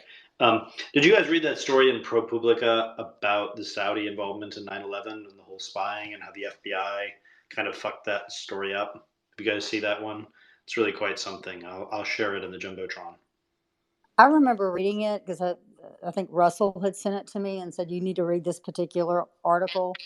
But it's been a minute. So is Yeah, that it like just came last out. year It or just came six out. It months just came ago? out the other day. Okay, never mind. Yeah, I'm so thinking it's of it's something else relatively new. then. Yeah, or it came out like 3 hours ago. 20 years after the 9/11 attacks, declassified FBI documents have changed a fundamental piece of the story about possible Saudi government help to the hijackers, and the families of the victims want more information. Yeah, there you go. But Uh, is it all there? I thought that we have.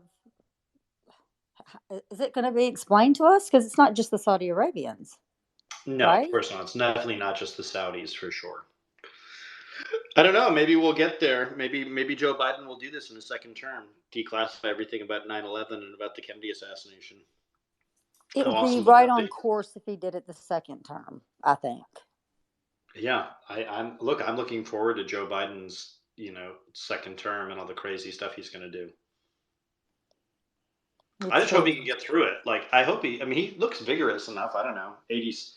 I look at these people who like criticize Joe Biden for being old and out of shape or whatever, and then I look at them and their three chins on their on their avatar or whatever, and like there's a lot of people I know who are not as physically fit as Joe Biden.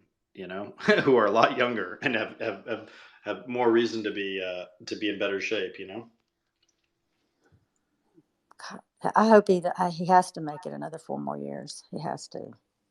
It is kind of crazy though that we live in a society that basically has decided that we're going to have an 86-year-old president before he leaves office. I I mean, that is kind agree. of It breaks my it is kind of heart, but insane. Like yeah, but I'm happy somebody's that got to Joe do it. Biden is president, and I will support him. But that is a kind of crazy thing to do. Like if you're I just being agree. objective about it. But he wants to do it. So as long as he wants to do it and that he feels he's able to do it, then I trust him to do it. I mean, like he was the only heterosexual on that Democrat stage. Like the dude, like that's why it's so funny. Like like even the GOP or like the Fox News attacks on him. It's just like out of all these you could attack him on, that's like the dumbest thing to attack him on. Like you could knock him for a lot of things, but he's in shape. He takes care of himself, and like the dude looks sweet driving a muscle car, and like that's like the No, I've reason. always said to people that Joe Biden made it okay to be white again. Right? You remember that during the Trump presidency, they had all those things. It's okay to be white, and Yeah, it's like Joe Biden actually did it. He made it okay to be a white person in the Democratic Party. You know. yeah. And it was like I remember like what Steve Bannon, that stupid grifter. Like I don't know why he's not in jail for doing that scam off the wall like that the other people got caught with. But he like for months was running like, yo, check out Hunter Biden's dong. Yo, isn't his dick so big? And it's like, yo, and like Q-tards were literally eating it up for months straight, thinking like this will do him in. Hunter Biden has a huge dick and he fucks prostitutes. What? Like, yo, the I dude remember just need I a life remember to seeing die. that. I remember being like, I need to see if he's got a big dick or not, right? Because dick size is largely heritable, father to son. So It's like I you got a can kind of preface. infer that Joe Biden was kind of had a long schlong too, right? Yeah, I So the got a whole preface. time, I remember thinking to myself like, fuck, like let's see what everybody's talking about here. Like I want to go see the. So I saw some of the photos of him, with the crack pipe and the prostitutes or whatever. And none of those prostitutes were particularly bad looking, all things considered. Like he was choosy in his choice of whores, and like I mean, I think it's frankly a medical miracle that anyone can do crack, let alone at the age of in their mid 40s. It's quite impressive on some level. I agree with that comment. Yo, Yeah. yeah, it's like, and everything I just said before, I gotta preface it with the pause on it, but still, it's like, yeah, like they were hating on him for having Bariqua baddies and banging them, and it's like, yo, um, they really thought this was an own. Meanwhile, like they literally are like begging this Chinese CCP guy to give them these leaks, and they just waiting day after day. They're just waiting at the computer for it. Meanwhile, like, who are they simping for? Don Jr. Like this loser literally picks up Gavin Newsom scraps.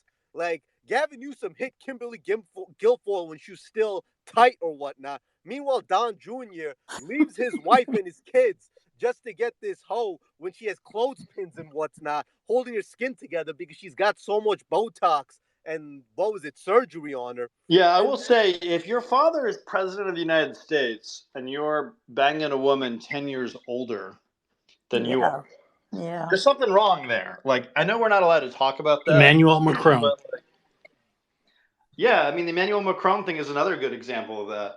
It's That makes even no worse. sense. It's disgusting. You I'm yo, sorry. it's like these losers with mommy issues, bruh. Like they never just learned how to be a man.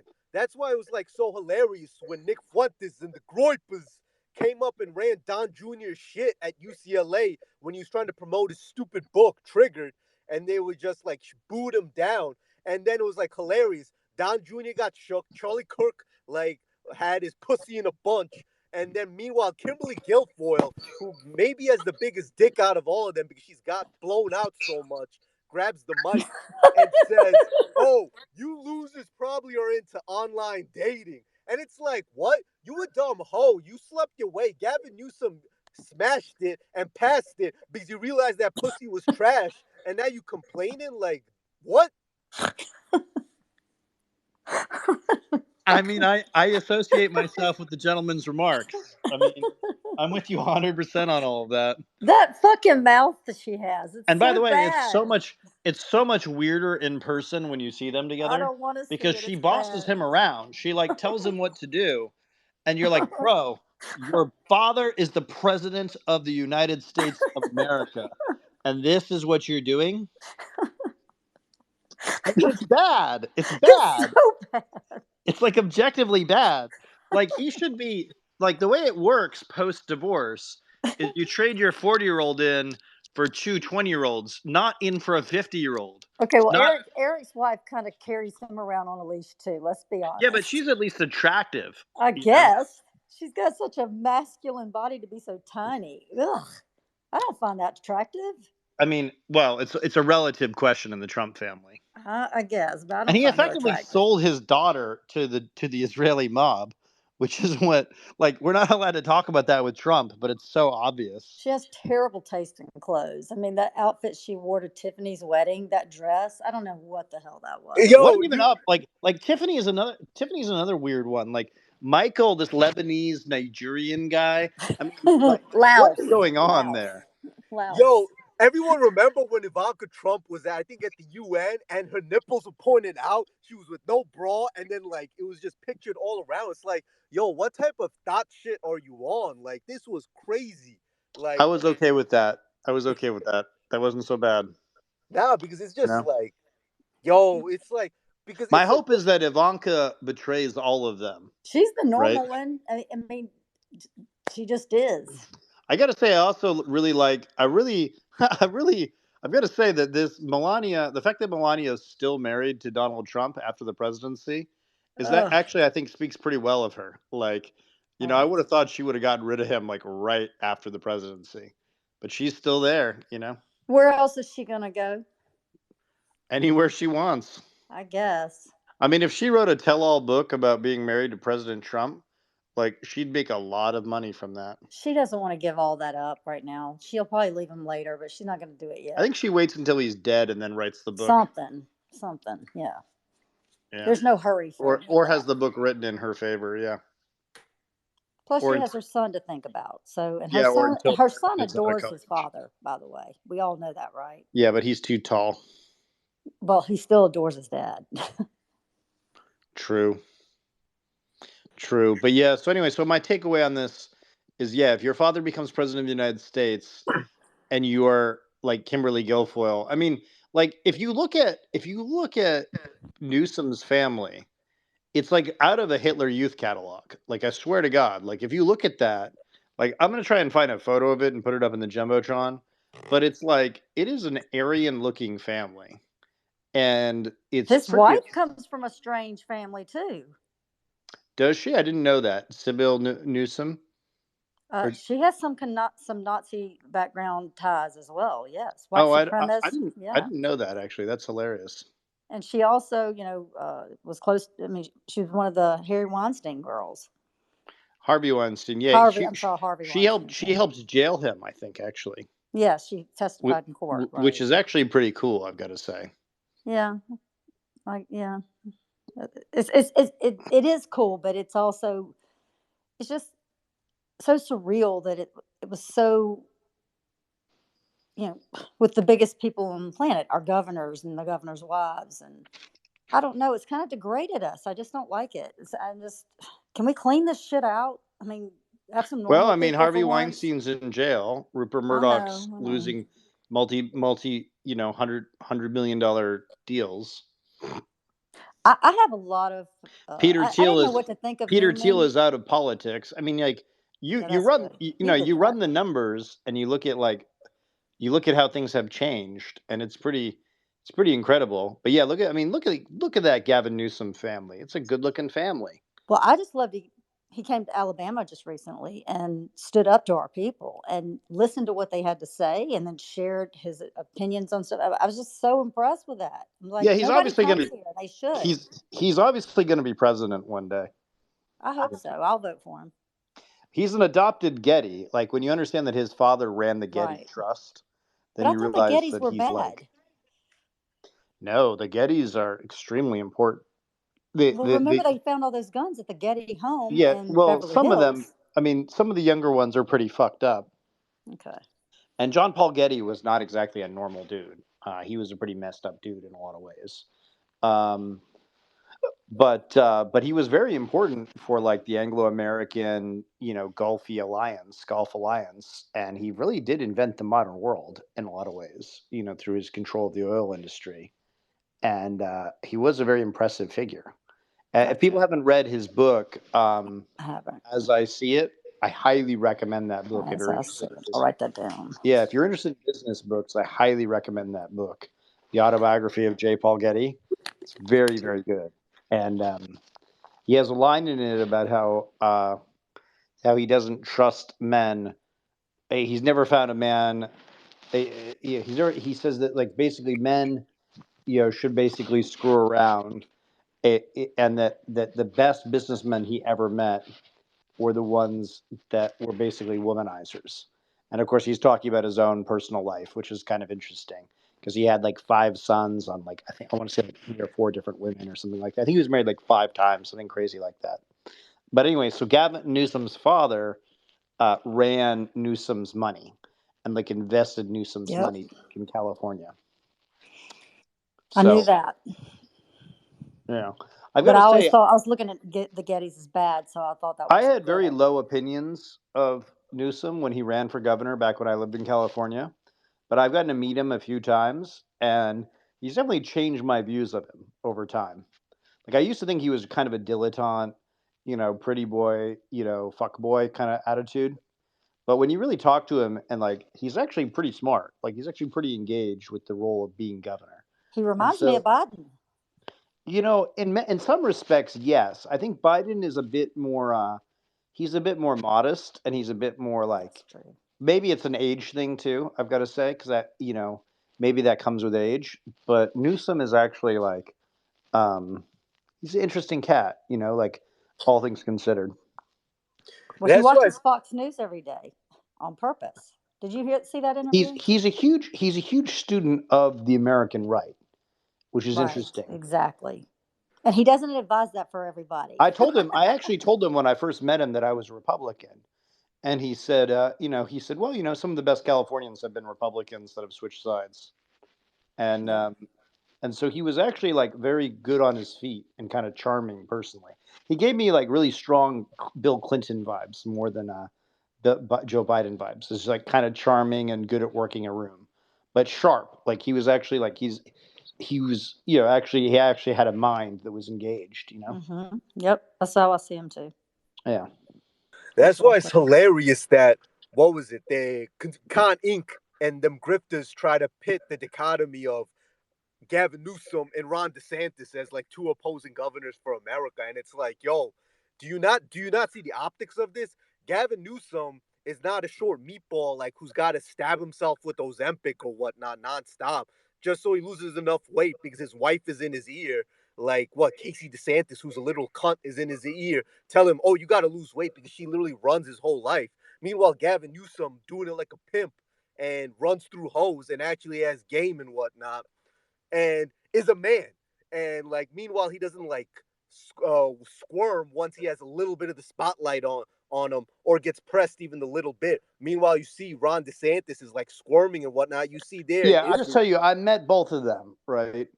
And like, I mean, Ron DeSantis would not be governor if it weren't for Matt Gaetz and Donald Trump.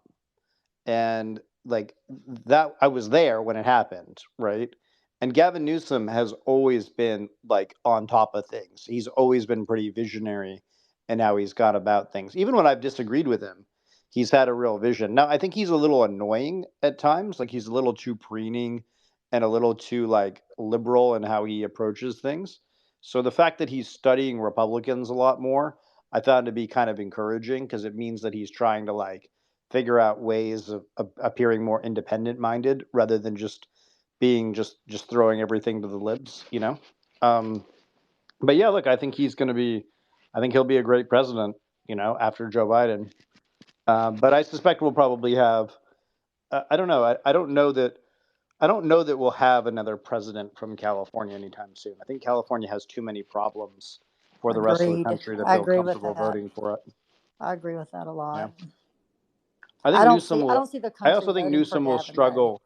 I I think do too. Newsom will struggle with black voters. Is kind of my impression. I think. I think if he got the support by a powerful black person like, the way that Joe Biden did, I think he could. Yeah, but Joe Biden had a career of True. basically being involved with the 100%. black community He did. that they knew him already was priced in. Yep. Because he comes to Alabama, to Birmingham a lot. Well, he's more comfortable with black culture than I think we've had with any other white president. Yep. I agree. Not so much like in the Bill Clinton sense of like where Bill Clinton would kind of like use the church angle, but Joe Biden is like very comfortable speaking with blacks and being engaged with them, Totally having agree.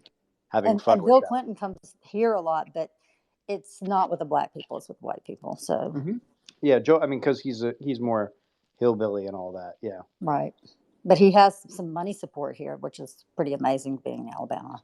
But Biden gets it from the Birmingham, the new black mayor that they had that's done a pretty good job there. And that's where he engages with Doug Jones and all There's that. a lot of like the black CIA world or like the black secret societies here in DC, Northern Virginia area that really love Joe Biden.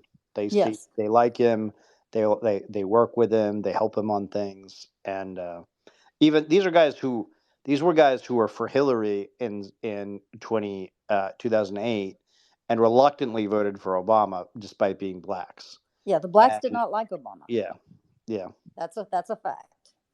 yeah. I mean, I had a hard time finding a black person that liked Obama. Well, they voted for him obviously in the Not election, all but of them. Well, you're right, they did, but within the not primary I thought within the they primary though he had real issues. totally agree.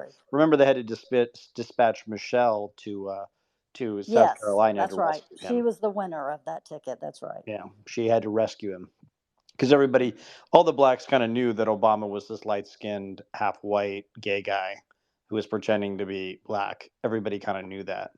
That was like a thing that you heard a lot, in the sort of ghetto conversation.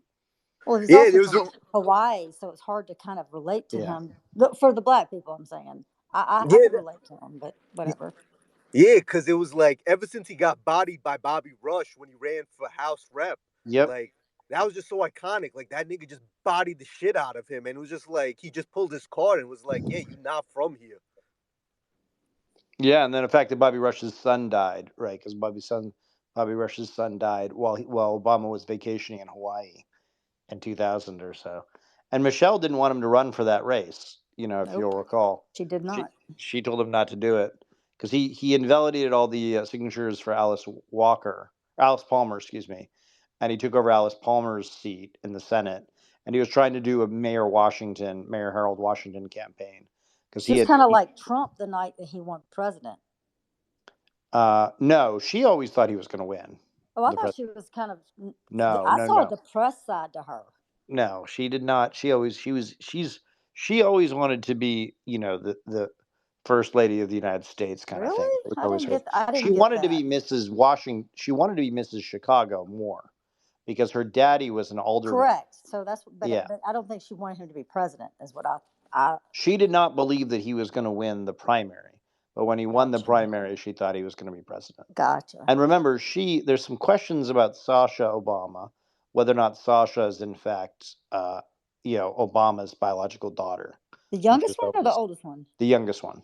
Okay, that The makes more youngest one sense. looks a lot more like Jesse Jackson Jr. And remember, they used to date, and they were seen I dating did not know that. after No. she filed divorce papers against Obama after the Bobby Rush situation. She was She seen filed divorce to Obama? Yeah, it's in I forget whose book it's in, but she filed the divorce papers, It's not and in her then book. no, it's not in her book. And they've each told three different stories about how they first met, which is hilarious too. So I there's a think lot of that's through stuff the about law firm. Obama's. It's a political arrangement. There's clearly Obviously. like Gotcha. weird stuff going on there. And everyone who's like, "Oh, Obama's not gay," well, the immediate thing he does when he leaves the presidency is go visit his two gay friends in Palm Springs without his wife. That's like He flew Air Force One there. Look, you know my feelings on how I attacked you on having a hard time getting to there, but you have helped me get there. I But mean, it's kind of interesting, right? These people like assessing them as human beings, not as political yes, figures. but I appreciate you helping me because it's going to make me a better Well, judgment for myself in the future. I So, believe that the best. I mean, I believe that throughout the Obama presidency, Joe Biden was the voice of reason. well, And obviously yeah, now, I mean, I'm glad you knew, but I didn't. And but I I didn't. I didn't know it as much at the time. I sort of suspected it because I had a number of Democrat family friends who were like, "No, no, no! Like Joe Biden's actually like behind this and that and the other thing."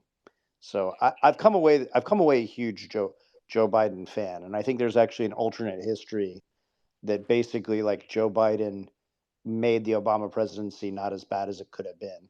Yeah, And if you look even at a Mitch lot of McConnell was saying that in 2014. yes, I think Mitch McConnell was right. Yeah. I came from I think, a very healthy family, 50-50 Republican, 50-50 Democrat, and both educated on both sides. So we found a good balance.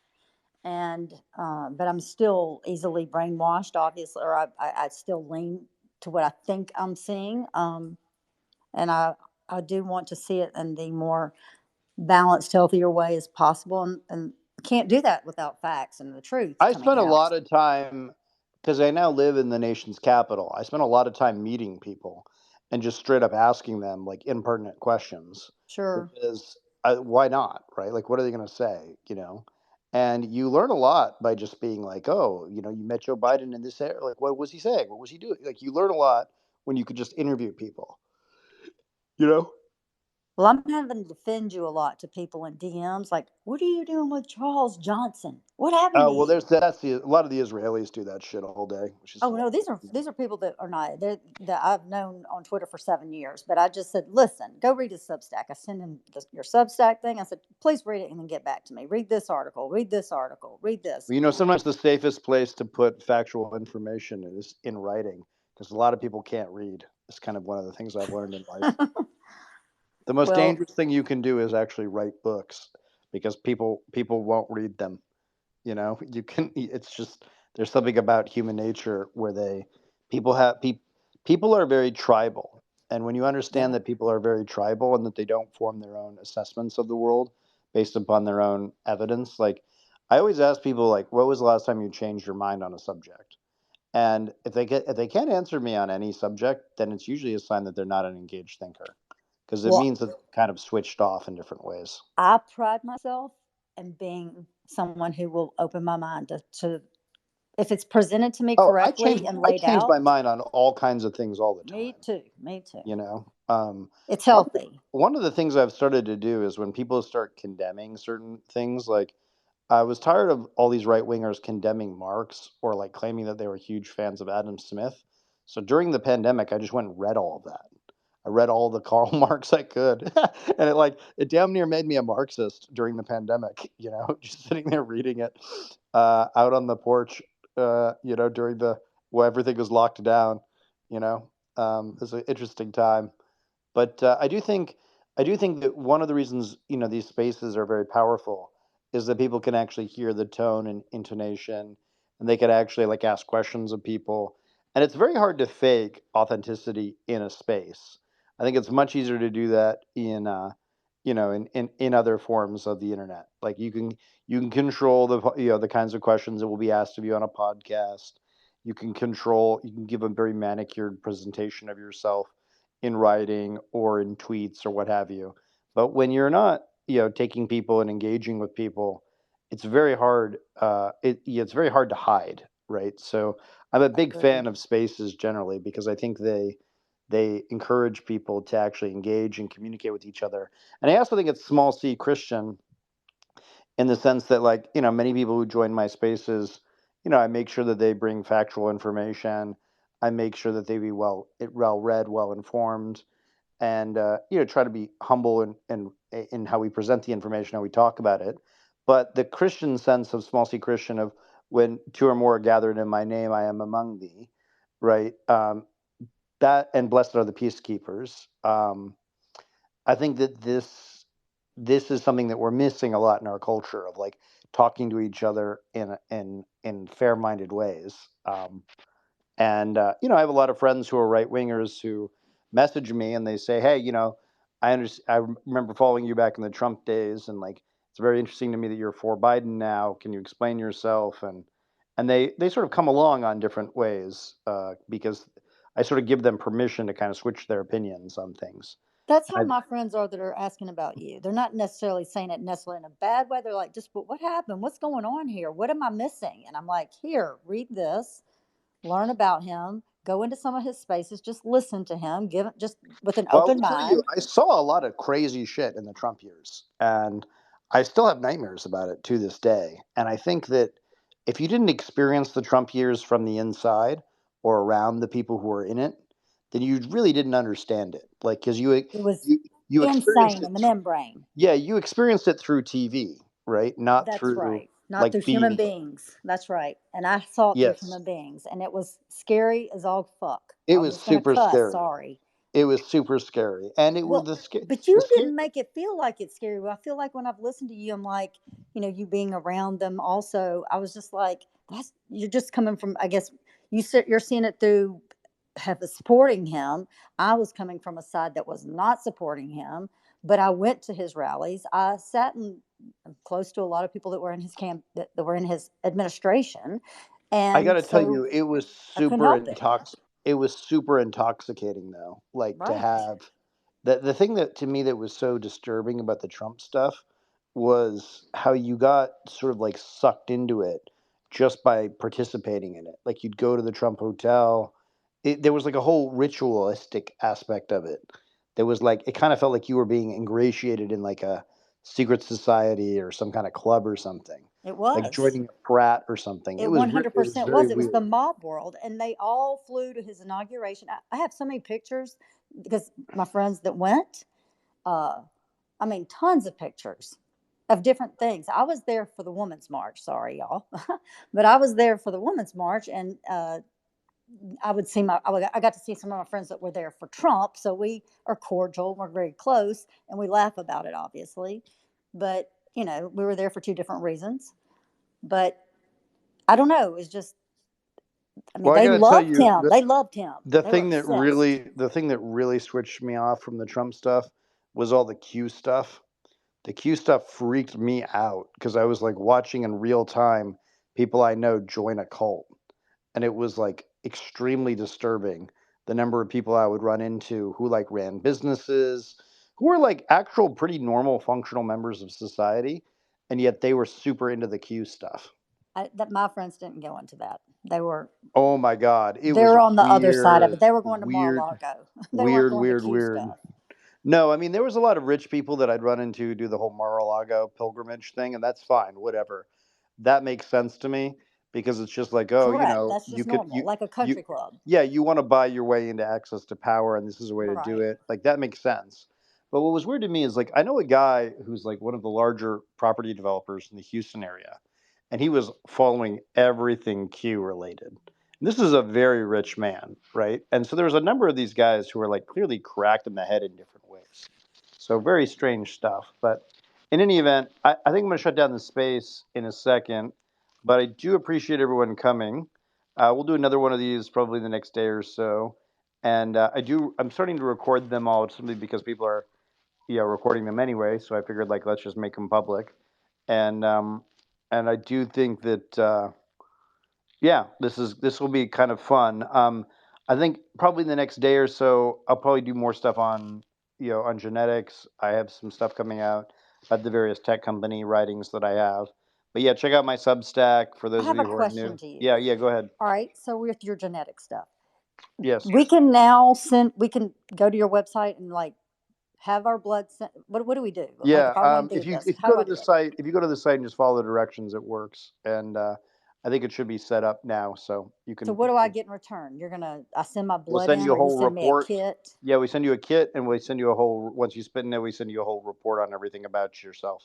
and then you keep that in your. We keep it in our database, but our database is at the highest levels, highest standards of security and all that. Okay, so what will it do for me?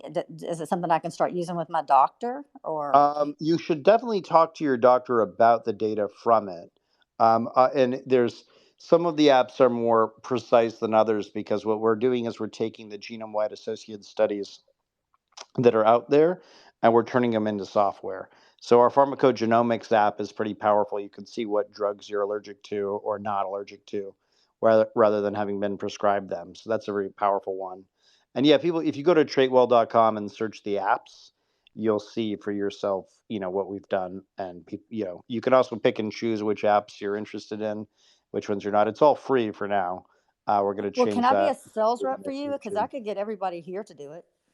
Yeah, actually, I'll start if running you're around. interested in selling it, I mean, we're about to do a bunch of stuff with the funeral homes, and maybe we should talk offline about that because I think that Okay, could be I'd be fun. very interested, Yeah. and I think my friend Tracy would be too, and we would be good at it.